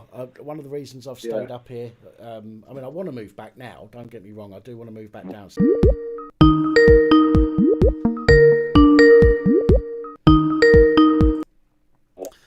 Hello. I do apologise, everybody. We crashed, but I'm back. Can you hear me? See me? Hello, Dan. Hello. Hello, mate. You probably won't remember me, but I'm Brummy. I recognise the voice. It's Yes. Brummy AF. Is it AFC? Is it? That's the one, mate. Yes, I remember. Yes, yeah. A lot of the callers tonight have said about their problems and their issues, and I'll be honest. I want to know how you are, how you really are, mate, because I think I can talk on behalf of the whole community. We have goddamn missed you, and we are so glad that you are back. You know, I'm glad to be back. I am. Yeah. I know I've been away a long time, and you know, I can't put a time frame on when I'm coming back full time. Mainly because of as I've said before, it's the exhaustion is the main thing. I can do all this with the weakness. I mean, I can move. Don't get me wrong. Picking heavy things up is difficult, but the main thing is the tiredness and the brain fog. I've sat down in the front room a few times, and I've looked at some stories, and I've tried to write a script for them to try and get back to where I am, and I just lose myself so easily at the moment. It's very difficult to concentrate to do it. But Dan, you know what, mate? The real ones will stay with you because we don't care about the content. Yeah. You know, the content is a bonus, my friend. You know, the content is a massive bonus. We're here for you, and we're glad that you are, you know, getting on a level again, because you were the first channel that gave me a voice and was able to speak about how I was feeling, and from that time to now, you know, I'm in a completely different place, and you know, I've said it before, and I'll say it again until, you know, I'll be cut off YouTube. You saved my life, and I can't, you know, I can't thank you enough for that. And, you know, I'm sad that you went through what you did, but I'm so glad that you came out the other side, mate. I am too. I mean, as I say, I was lucky to have been where I was at the time. I'm glad things aren't worse. You know, it could have been a lot worse if I was at home. And I had the stroke, but I was in the hospital at the time when I had the stroke for a different reason. And had I not been, you know, things could be a lot worse than they are. Someone was looking over me that day. Exactly. And to be fair, I have me up and down days, probably more down days than up, since the stroke. But they've said that that's a symptom of having a stroke is post stroke depression, or is it post? And it's probably the frustration. It's probably the frustration as well, isn't it? That you can't do what you used to do. Which don't worry about it, mate. Just take it one step at a time, and before we know it, you will be back number one on YouTube, and everyone will be loving it again. But take your time. There's no rush, because the real ones are going to be here. Yeah. In 3 years' time, if you haven't put any content out, the real ones are still going to be waiting for you to come live again. And I will definitely be, because I've got to thank you for my life. Well, you know, honestly, mate, like I said to you that night I rang. I don't know if you'll remember, but when I do remember, I rang and you picked up the phone, and we spoke. I said it earlier. I said it earlier. The most important thing you can give somebody is. That's what I was doing every Sunday. I was time up to. Have we lost again? Are you still there? Yeah, I'm still there. Oh, sorry, for some reason we keep crashing a little bit for some reason. Yeah. Not sure what's going on there. Yeah, the most important thing you can give to people is your time. I'm happy to give my time to people if it even if it's just listening to them. It costs me nothing, but it can be so valuable to the other person, and that won't change. I'll always be like that. And that's what you did, brother, when you picked up that phone that night, because, if I didn't pick up the phone, I don't think I would be here. So, like I said, I've got to thank you for my life. I really have. I appreciate that. I don't see it like that. I just see you it won't as, know, as Dan, I say, because you're that kind of guy. You will take everything to everyone's strain and not worry about your own strain. And that's why I wanted to ring, just to make sure, that you are you as a person, not a YouTuber, not, a content creator or whatever you want to call it, you as a person. I wanted to make sure that you was right. And I genuinely appreciate that as well. So thank you. I am not a problem. I am okay, as I say. It's just you get the ups and downs, the frustration and whatnot. But I'm still here, still pushing on, and I'm not going anywhere yet. Brilliant to hear, mate. Honestly, it's. I was worried at one point, like I was going on to DJ Vix, and DJ Vix hadn't heard from you, and I was thinking, oh my God, what's happened to him? And then you popped up, and I was like, thank God, okay, I can stop stressing now, and he'll be back when he's back. And tonight, now you said you was only doing a short. How long you been going? I'm nearly 3.5 hours. I'm feeling it. Yeah. I'm feeling it. I've yawned a few times whilst on a call just now, but but I will have to get off shortly because I am feeling the pull. Get yourself off a nice decaf coffee, bit of TV in bed, and there you go. Will do. Right, I'll tell you what. I'm going to. Somebody's trying to get through, so I'm going to take one more call. And then, you'll still be on in about an hour, 2 hours time. You will. I won't. I have to go. It's if I don't go and get me rest, I'm gonna feel like shit tomorrow. So I need to. No, before I go though, glad to see you back, mate. Thank you. Appreciate it. Thank you again. Honestly. No worries. Take care, brother. Right, Look after yourself. Speak soon. Out, mate. Bye. Bye. Before I go though, glad to see you back, mate. Thank you. Hello, mate. It's Rog. Who's that? Roger. Roger. Hello, mate. You have to turn the sound down in the background, Roger. Yeah, I'm just doing it. I'm on a headset as well, so. Oh, it's Roger. Yeah. Roger, that's what I used to say on the CB. Just go, Roger. Yeah. Yeah, I had one. Yeah. Channel 19, am I getting out? Can you hear me? Yeah, 10-4, good buddy. What's your 20? No, it was just a quick one to welcome you back, mate. You're looking absolutely brilliant.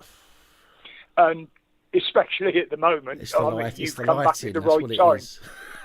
You've come back at the right time, mate. It's gone mad out there. You really have. There's other people doing police reports, but they ain't got a bloody patch on you, mate. I do keep up where I can with stuff. I do watch people's videos. I might not comment because I might just feel like watching something and not getting into conversations with people. Do you know what I mean? But I do watch a lot of stuff still, and I'm always on the, as you know, I'm always on the social media. Sticking things on there, so I know stuff's going on still. I know there's a lot, a lot of stuff. They need me back. That's that's how I was keeping up with you, because obviously I didn't want to put out what you were saying, but I was just letting guys know that you were okay, and Yeah. you know, and it's great to see all of them back in here. It really is. Yeah, as I said, we've got a core community, which you're part of, which is fantastic. The bigger we can get that core community, the better, as you know, as far as I'm concerned. Yeah. I mean, I've given you regular shout-outs even when you've been down on my channel, and hopefully, and I know a few have come over. Sounds cool. You know. Cool. It's, we just appreciate you coming back, mate, and you look after yourself, and you do it at your pace. Yeah. And me and the missus will be here waiting whenever you're ready. No worries. No worries. Appreciate that, Roger. Thank you. And I know the rest of the guys feel the same. Cool. All right, mate. You take care of yourself. I'll be back in the chat. All right, my friend. I'll speak soon. All right, buddy. All right, Hi to everybody out there in the chat. I'm gone. All right. Bye. Bye. Right. That's it for calls, I'm afraid. I am really feeling it now.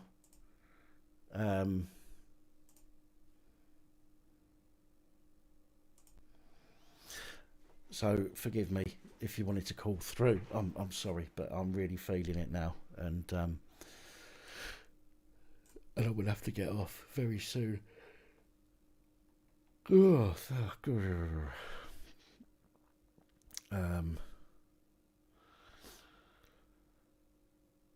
so I will crash as well. I'll have another coffee before I go to bed. Decaf, but yeah, what have I been on now for 3.5 hours? I started feeding it about half hour ago, to be honest, and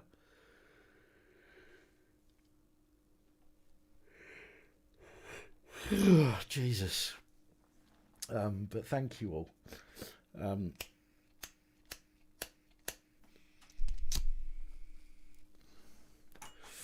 Yeah, thank you all. I appreciate you all coming on. I know it's a bit of a random one, just out of the blue. Jumping on and doing a live stream, but for those of you that have joined us this evening, I know Alex Belfield does his on a Sunday night. So for those of you that have come over here instead of going over there, I appreciate you.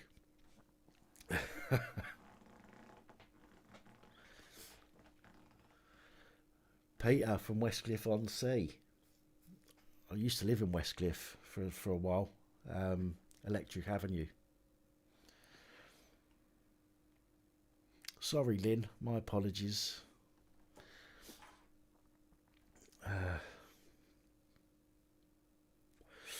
The cat fight in bed. Piri Piri. The cat is a. I've got like a big tog feather duvet, and I've also got like a throw. So if I'm hot or if I'm washing the duvet cover, I put the throw on instead. When I've got the throw on, Jesus, does the cat attack me? Not so much with the quilt, because can't get through the feather, such a thick quilt, but the throw, he just goes for my feet. He just ends up fucking putting his teeth right through and getting me. Don't bother with Belfield. He has no respect for his callers. I know. I think that's how he's been. How can we put it? Because he's been on the radio, okay. And I'm not sticking up for him. I'm just from my point of view, because he's been on the radio. Thank you, Mr. Coxey. Much appreciated. I suppose you learn to be a certain way, because you have to cut people off. You have to be able to go, I don't want to talk to you. Go away. It's different here for me, because it's about building a community. On a radio station, nobody really cares. Do you know what I mean? You don't care if you piss off one of your viewers or one of your listeners and tell them to sod off. You don't care, because you've got hundreds of thousands, maybe millions more. But on here, I think that you have to be a certain way. You have. I mean, yeah. Don't get me wrong. I don't put it on. Okay, I'll listen to people, and I'll be nice, and I will get to a point where I have to say to somebody, look, we've been on now for 25 minutes or whatever, I'm going to have to cut it off. But to be as blunt and brutal, shall we say, as he can be to callers on a platform like this. I mean, he's doing well. He started after I did, started building his channel after I did. He's got fucking 5, 6, 7 times more subscribers on his channel, so he's doing something right. But again, for me, it's about the community. It's not about the size of the channel as such, although it's nice. It's about the community.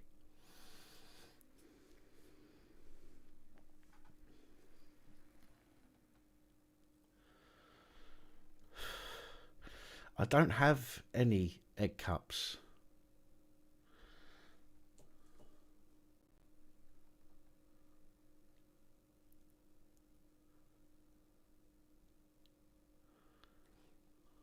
Oh, so we've got a South Ender there as well. Nice.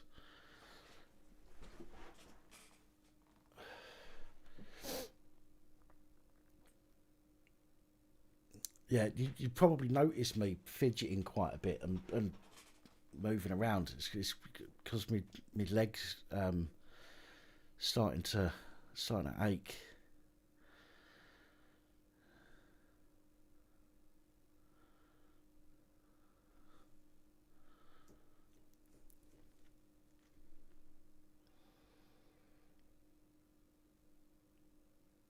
A community is an overused word. What the fuck is a community?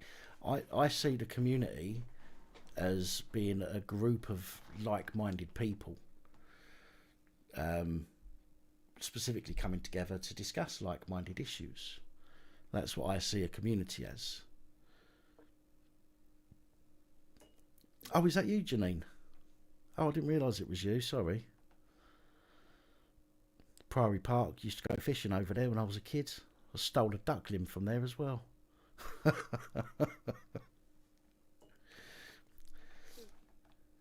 Used to finger a few girls on the swings over there as well. I'm sorry.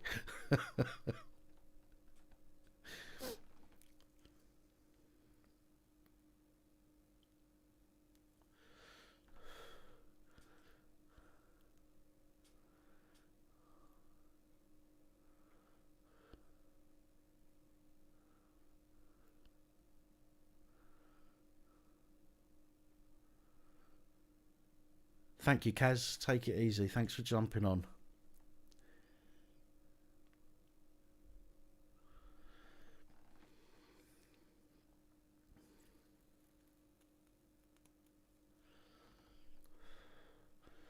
I've just realised I need to tidy up in here. I didn't realise it was picking that bag up there. That bag of...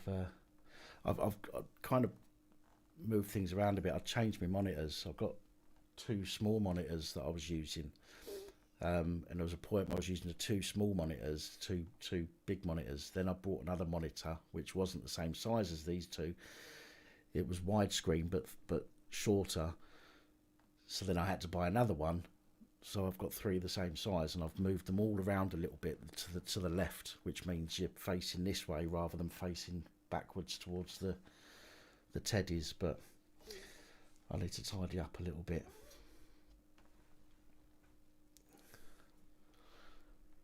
What's my view on the live free and the prison thing? To be honest, to be completely honest, and I'll always try and be, I won't lie to people. My thoughts on that are, he was a twat for saying what he said on video. You know, somebody said something to him, he should have ignored it. He didn't. You know, I'm not saying him going to prison was the right thing. I don't know the full ins and outs of it all, but I do know that you don't go saying on video, on a video on YouTube, I'm coming to see you, make sure you're there, blah blah blah. You don't do that, you know. And unfortunately, that was his mistake. And once he said it, he couldn't take it back. So you got to, you know, you got to think about these things. I understand that he was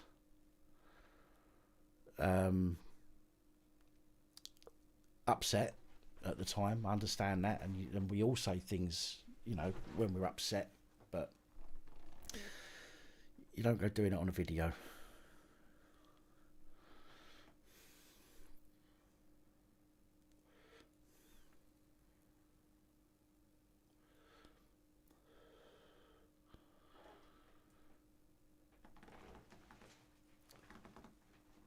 Thank you, Lynn. Look, if I ever say anything to somebody, I'll stand by it. Do you know what I mean? I won't say something that I don't mean. If I say something that's wrong, I'll apologise for it and I'll correct it. But I don't say things I don't mean.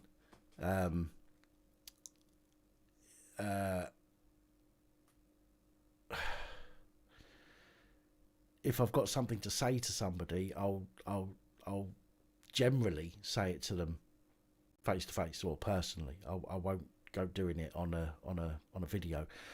I've called a few trolls out before on video, but something from what I can remember, something like that situation that was going on, I certainly wouldn't go doing it on a live stream, especially when I'm that angry, because you say things that you can't take back.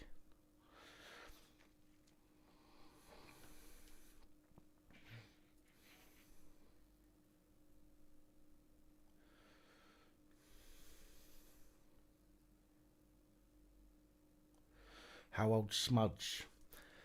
Smudge is a boy, not a girl, Richard. Not that you'd have known that, so I'm not being facetious, by the way. He's a boy. I got him at 9 weeks old. He's now about 6 months old. Got him about 2 months, maybe 3 months after the stroke. So he's 5 to 6 months old.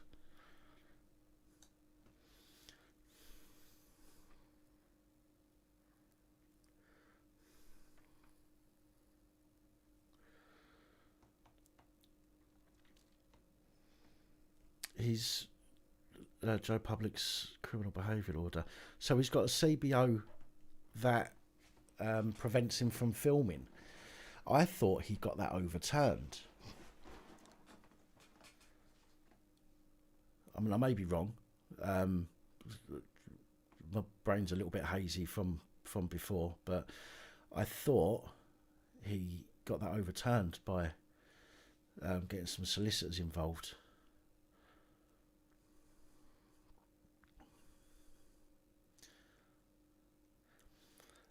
No, if you're talking to me, Peter, I never went to see Southend United, although there was a time when Southend United were playing Millwall, and Millwall lost, and me and two of my friends got chased down the street. I was only young at the time, I was about 14 or something.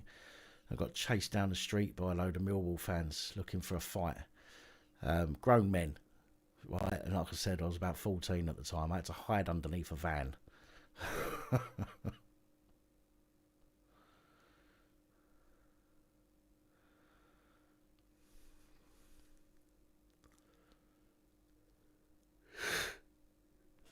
Excuse me.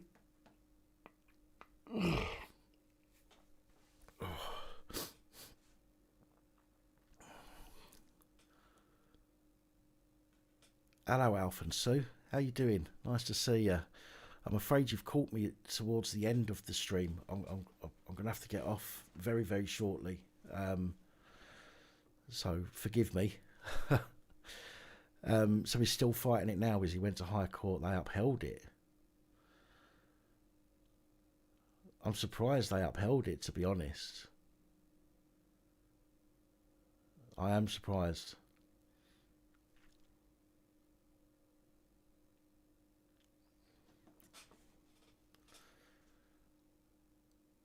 How you doing, Neutron?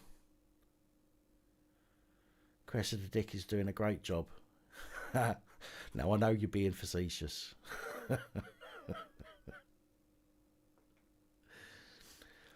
No, the reason I don't like footy, Rawley Bangers, is because when I was a kid and I used to play football in, on a Sunday league thing, used to play football, but I grew up we had a big family, and it was a case of back then in the 80s, 90s, it was a case of hand-me-downs. There's no other way of putting it. I'm not ashamed. Do you know what I mean? My mum and dad kept me clothed, and it just so happened that it was stuff that my brothers grew out of. Apart from when I was going to play football, I was made to wear my sister's hockey boots, which they look the same as football boots, but slightly different, and they could tell. So I got the piss taken out of me for wearing hockey boots at a football match.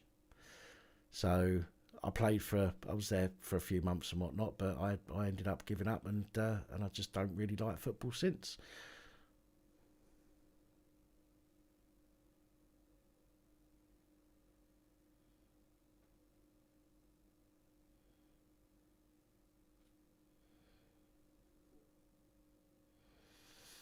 You like biscuits that go soggy. Do you know what? I will always dunk my biscuits. Don't give a shit. Right? The biscuits are made for dunking, no matter what fucking biscuit it is. Don't care. But the problem is when it breaks, when you leave it in just for a second too long, and you lift it up and you go to put it in your mouth, and a big fucking flop of soggy biscuit falls in your drink.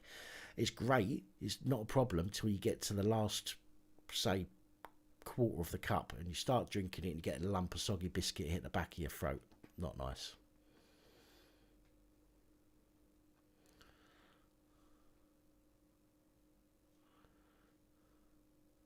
Yeah, you end up wearing your drink as well. Yeah.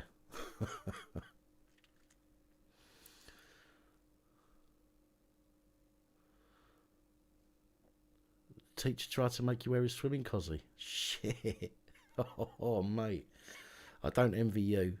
I'd rather go on a football pitch in girls' hockey boots than wear a swimming cosy.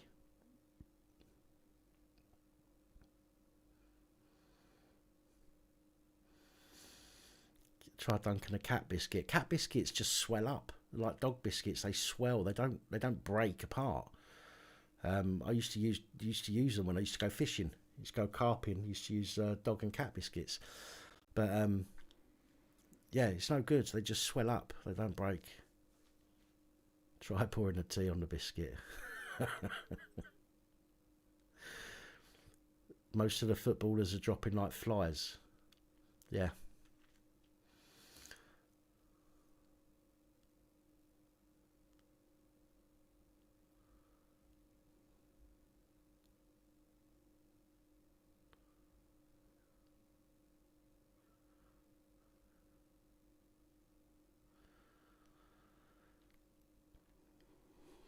I'm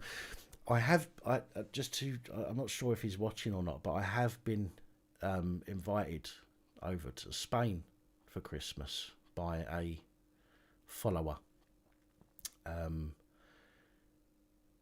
He's got a place over there, and he's said rather than spend Christmas on my own, I can go and spend Christmas over there. However, I've not spoken to him yet. I'm still deciding on whether to go over there or not. For a few days or so over Christmas, but if I don't, then I might be doing a live stream from my kitchen on Christmas Day, just to give me something to do. So for anybody that's watching or that's hanging around on Christmas Day, if you want some tips on your Christmas dinner, then I may very well be on here on Christmas Day.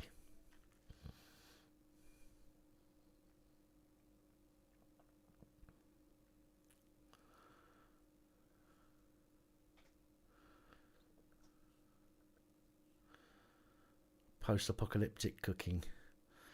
Well, yeah, I was going to do something ages ago now, when I remember, but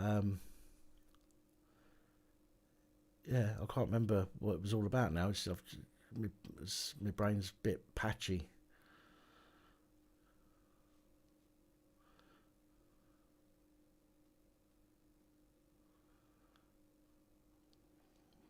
All right. I'm going to get another 5 minutes or 6 minutes, guys, and then I'm going to have to call it a night. It'll give me 10 minutes or so to make a brew and get myself ready for bed. So so apologies for not being on here longer, but I'm feeling it.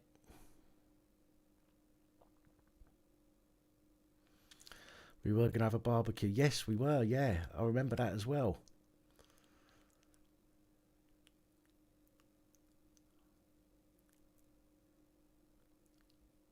And do you know what? Fuck it. I know you know, we're talking 6 months away, 7 months away, but I haven't done nothing on my birthday for fucking ages. So when my birthday comes round next, I'll have to stick an event on Facebook, a bit like the number 10 Downing Street Christmas party that's got over 1 million people saying they're going to attend as a joke, obviously. But I might have to do a barbecue thing for my birthday, for my next birthday. Got a big yard. Got to piss the neighbours off, but got a big yard, and I'm sure we can fit quite a few people in there. You can bring as many cupcakes as you like. Cupcake.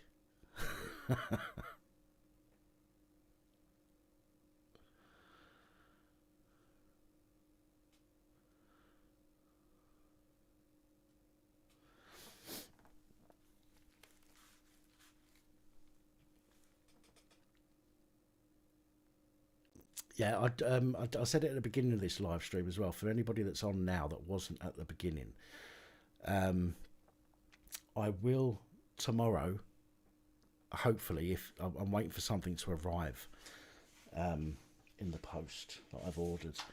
So tomorrow, I'm going to be making a political statement, which I'm not at all... which I won't be surprised at all if I get a knock on the door over. I can't really say much more than that at the moment, but it's got to do with my... If I do that a bit closer, can you see that? My unvaccinated star.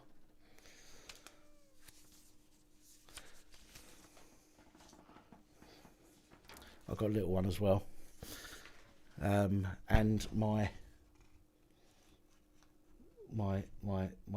German Nazi, shouldn't say that word because I'll definitely get demonetised, but my Nazi health certificate. But you'll see what that's about hopefully tomorrow. This health certificate, by the way, I've printed it out onto a large. This is bigger than an A4 piece. On here, you've got it's all in German, but you put your name, your date of birth, where what your job is, where you live, and your certificate of health insurance. So basically, it says what's your name. So I've put mind your own business. Date. When were you born? My day of birth. Where was you born? Hospital. Job. Not complying with tyranny. That's my job. Where do you live? My home. What number? Like, in other words, what's your address? Like, what road and stuff you live in. And then what number? None of your business. And your health insurance is my immune system. So what I'll do is, if any of you was watching yesterday's live Reverend Simon Sideways live stream yesterday with Daddy Dragon on, your Daddy Dragon showed he had one of these, an A4 size that he takes with him when he goes out. So I've got it. So what I'm going to do is I will put it in a Dropbox or Google Documents or something. I'll do that tomorrow, and then if anybody wants to download it as is and print it off, then feel free.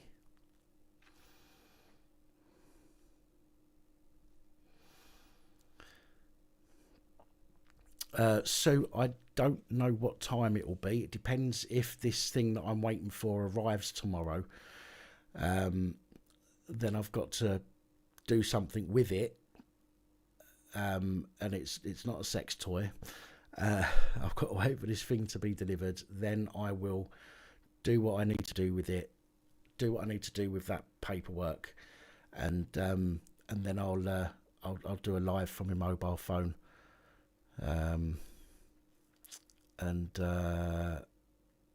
Yeah, and I'll show you what it's all about.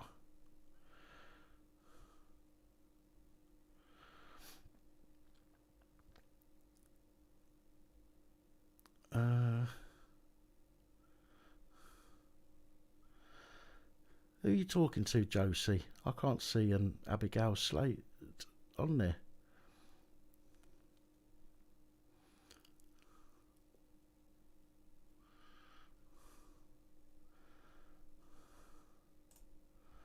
Always wash sex toys before first use. Oh, so now I get told.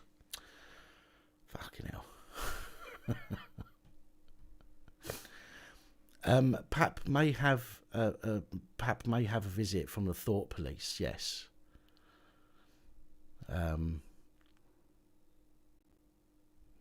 But you know, if I do, I'll be sure to film it live stream.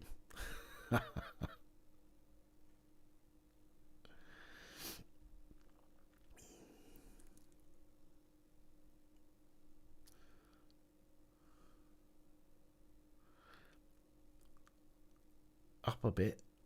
That's what she said. I still can't see it.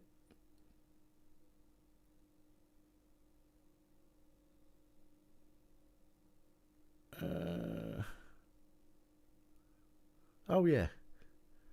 Oh yes, I see it now. How you doing, Abigail? Yeah, no, I've not been on for about 8 months. Due to a stroke I had, but I'm back, coming back slowly. The thing is, bulk. The fleshlight costs so much money. You might as well make your own with a couple of rubber gloves, elastic band, car washing sponge, and a plastic beaker. Or so somebody told me once.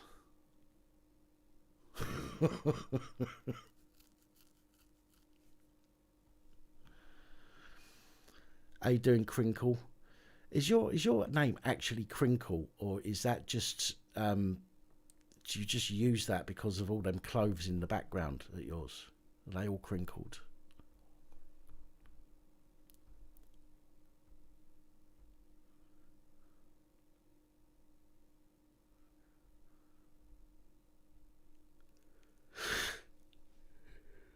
Ugh. You need to get yourself an iron. Do I have a sex doll coming from China for Christmas? I've got to be careful what I say because I don't want to appear like I'm being racist. Chinese girls aren't really my thing. I've always been I've been scared to go near a Chinese girl because I've been told that they're for JJ goes that way, not that way. Apparently, when they slide down the banister naked, they go like that.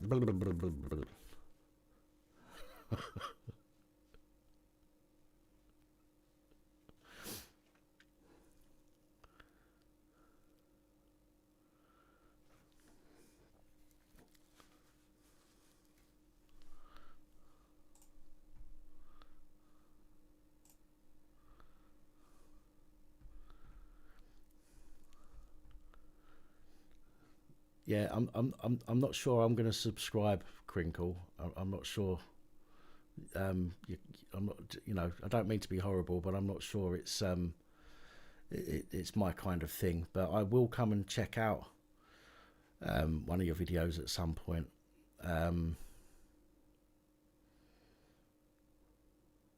Yeah. How you doing, Brian?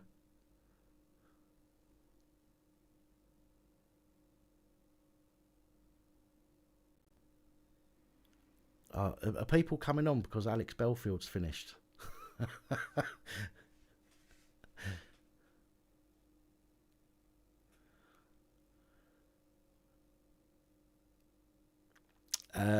Pippi Perry, I haven't, to be honest. I've not seen them. I can imagine, though, to be fair, although I don't really want to imagine, but.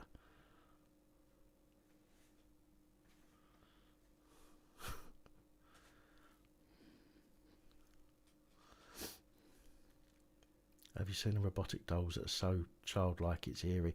Somebody else just said about the dolls that look like children.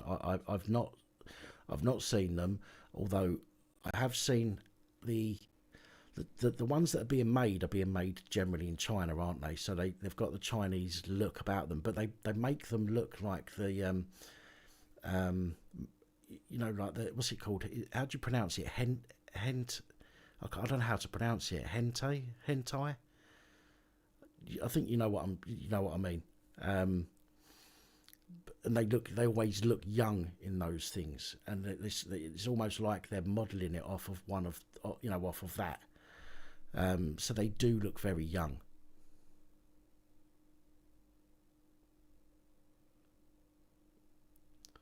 Yeah, the anime stuff. Yeah.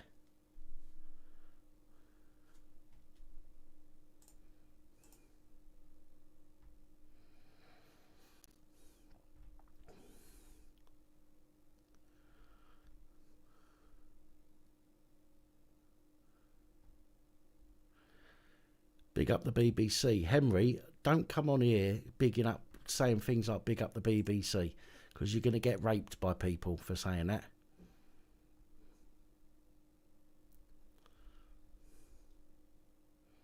In fact, I'm just going to sit back and watch the comments now.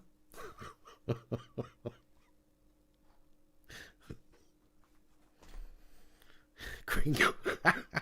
Bulk.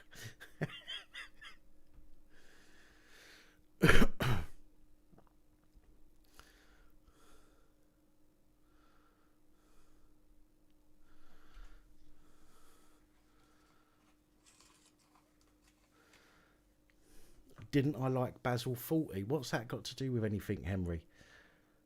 Why bring Basil 40 into it? David Attenborough I don't like, he's a shill. But why are you bringing up Basil 40? They are BBC characters, yes, but he doesn't like the BBC now. He doesn't like any of the mainstream media anymore.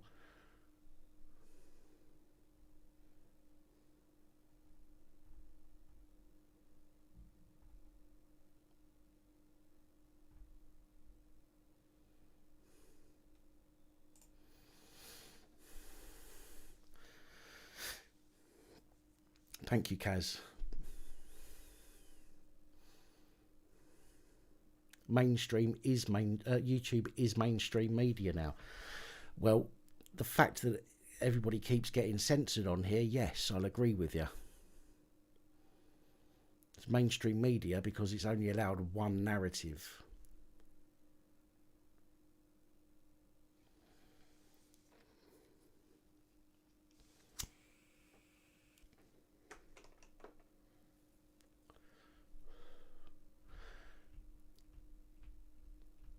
BBC means something completely different online, doesn't it? A bit like BBW.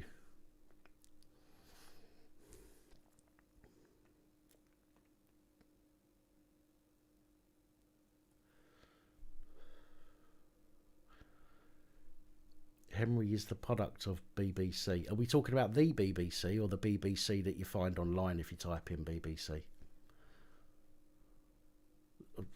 I'll just say it. Big Black Cock. Is he the product of that or of the BBC?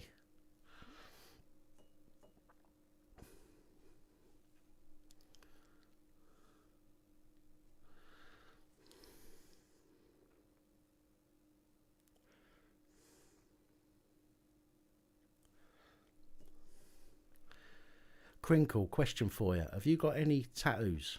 If you have, do you have the Ace of Spades tattoo with a Q in it? Just Just a question.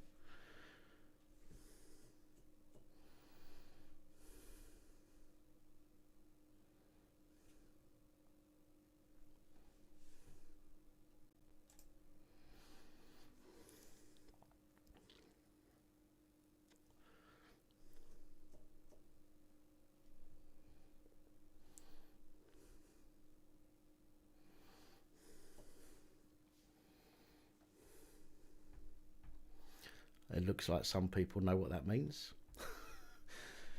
No, not the QAnon tattoo. Not the QAnon. Not QAnon. It's the spade. It's like the spade from the Ace of Spades with a Q in it. Look it up.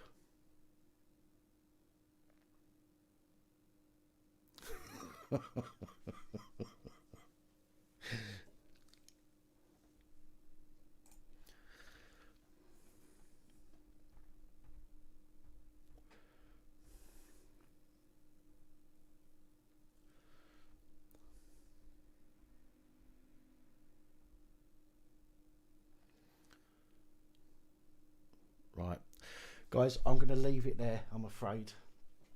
It's just gone midnight. I've been on much longer than I thought I was going to be. So let me just thank you all for joining us this evening. It was a bit of an impromptu one, although I did ask earlier if anybody wants to come on.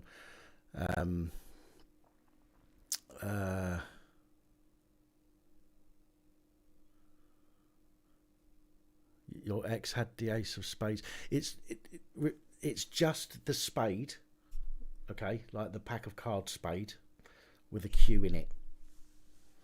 Okay, not like the Ace of Spades as such. It's just the symbol for the spade with a Q in it. But look it up, yeah, by all means. Can I answer what? Has my attitude towards the NHS changed? No, it hasn't. No, not until more of them start standing up and speaking out. Because they're all complicit at the moment, as far as I'm concerned.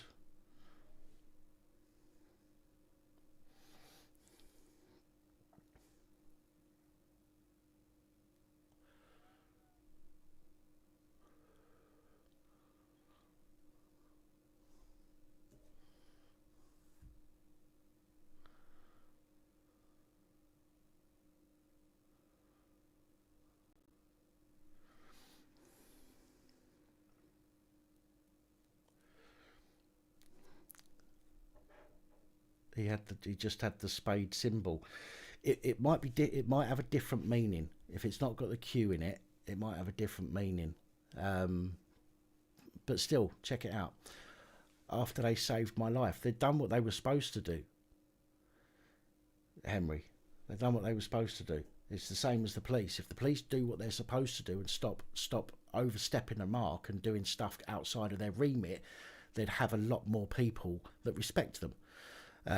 The NHS have a moral code. Okay, doctors and nurses have a moral code which they are completely ignoring, or many of them are completely ignoring, as far as I'm concerned, and therefore, for those, okay, no, my attitude towards them hasn't changed.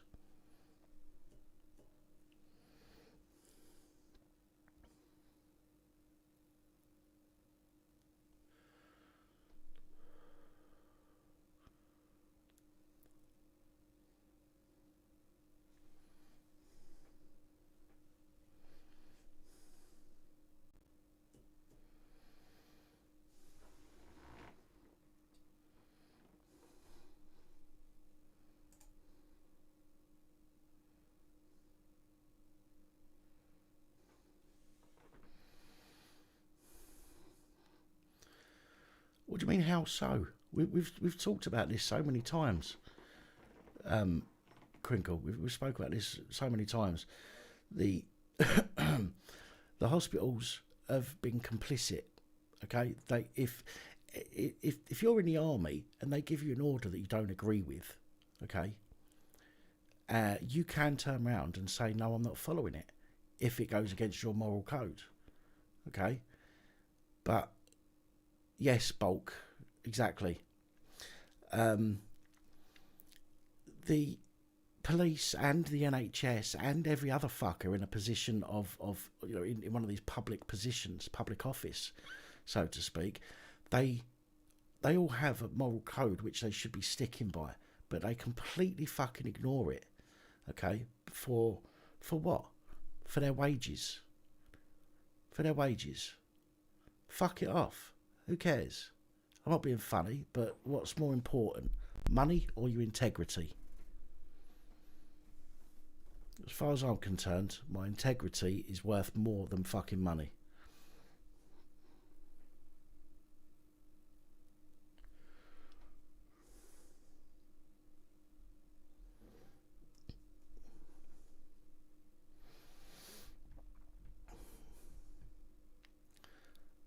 Listen, Henry Crinkle, you behave yourself before I straighten you out.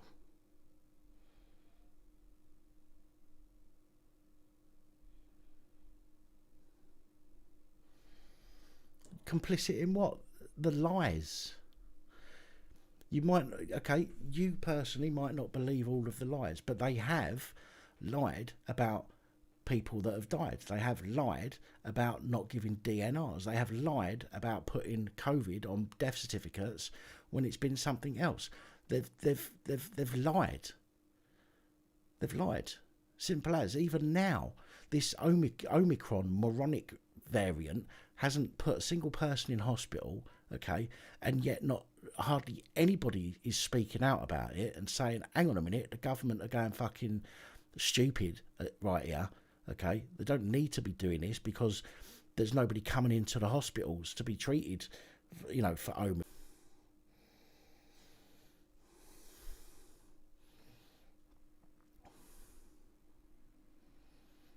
Okay, sorry about that. Got booted off again.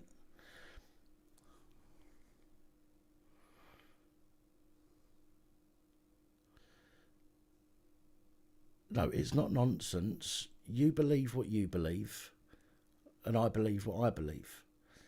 And your belief isn't nonsense. My belief isn't nonsense. Just because you don't agree with it doesn't make it nonsense, doesn't make it untrue.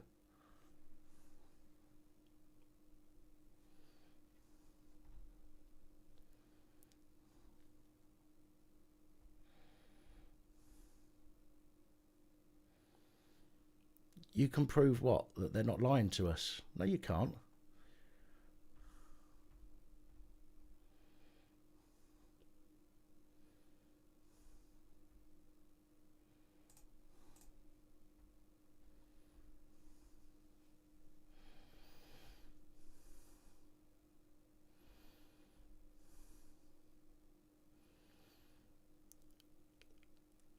Crinkle, you cannot prove that the doctors and nurses and the public health officials are lying. You can't prove that they're not lying.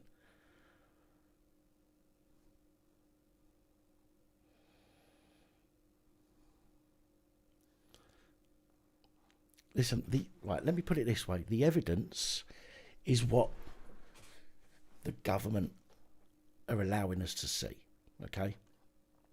Now, if, for example, these doctors and nurses that are speaking out, okay, had slides, yeah, like Mr. Whitty, if they had slides and they had graphs and all the rest of it, okay, that proves that they've overreacted and that they don't need to be doing what they're doing,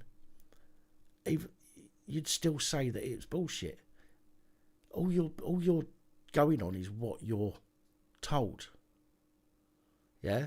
Same as us, we're just going on what we're told. But just because they've got some graphs and some next slide please, it doesn't mean fuck all.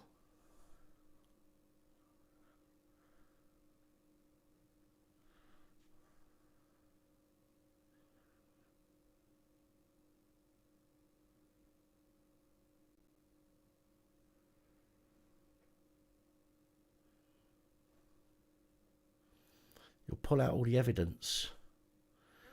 Sounds a bit rude. Look, again, Crinkle, the evidence that you're sharing is the evidence that the government have given to you. Okay, and if you want to follow that, if you want to believe that, that is fine. That's entirely your choice to do so. Okay, same as it's my choice to believe the people who have no reason to lie. Okay, the people in government, they have a reason to lie. Okay, and it's called money. It's called backhanders. They have a reason to lie. People are speaking out. People are losing their jobs, okay, for speaking out. Those are the people that I believe, because they are losing. They're not gaining from this. They're losing.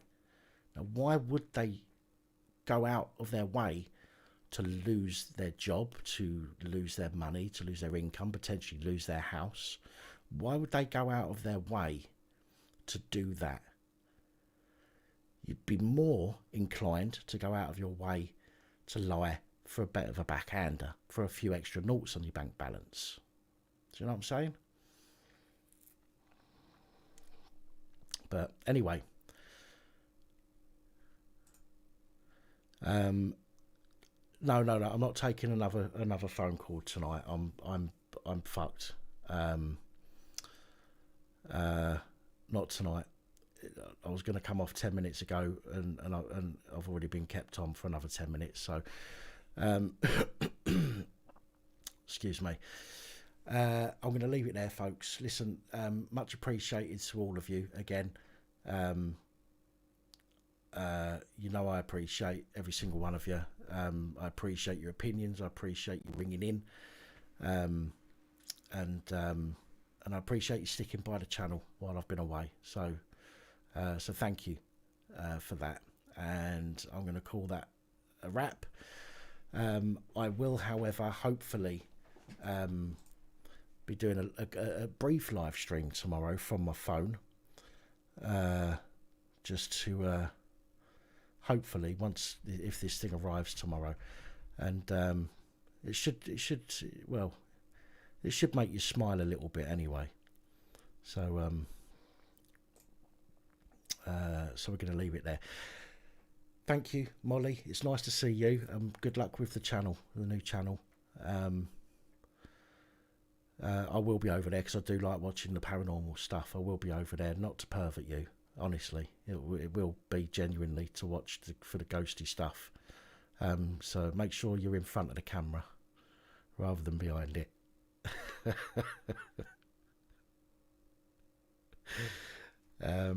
Roger, nice to see you. Lynn, thanks for jumping on. Pippi, thank you. Josie, as always, you're always welcome, and thank you for jumping on.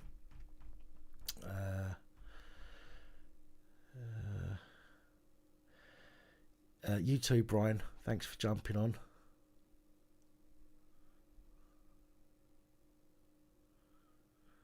You're behind the camera on that one, saving for a GoPro for more videos.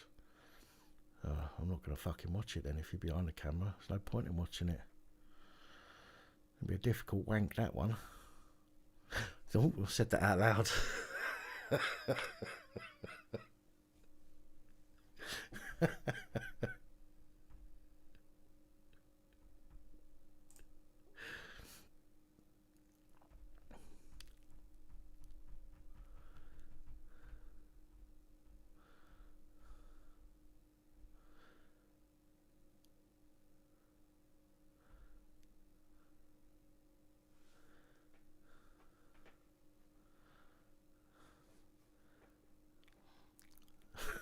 So I had to wait, see what Holly replied.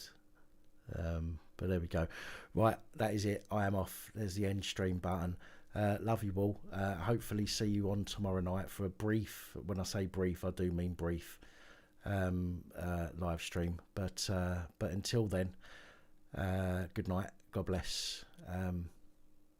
And yeah, see you soon.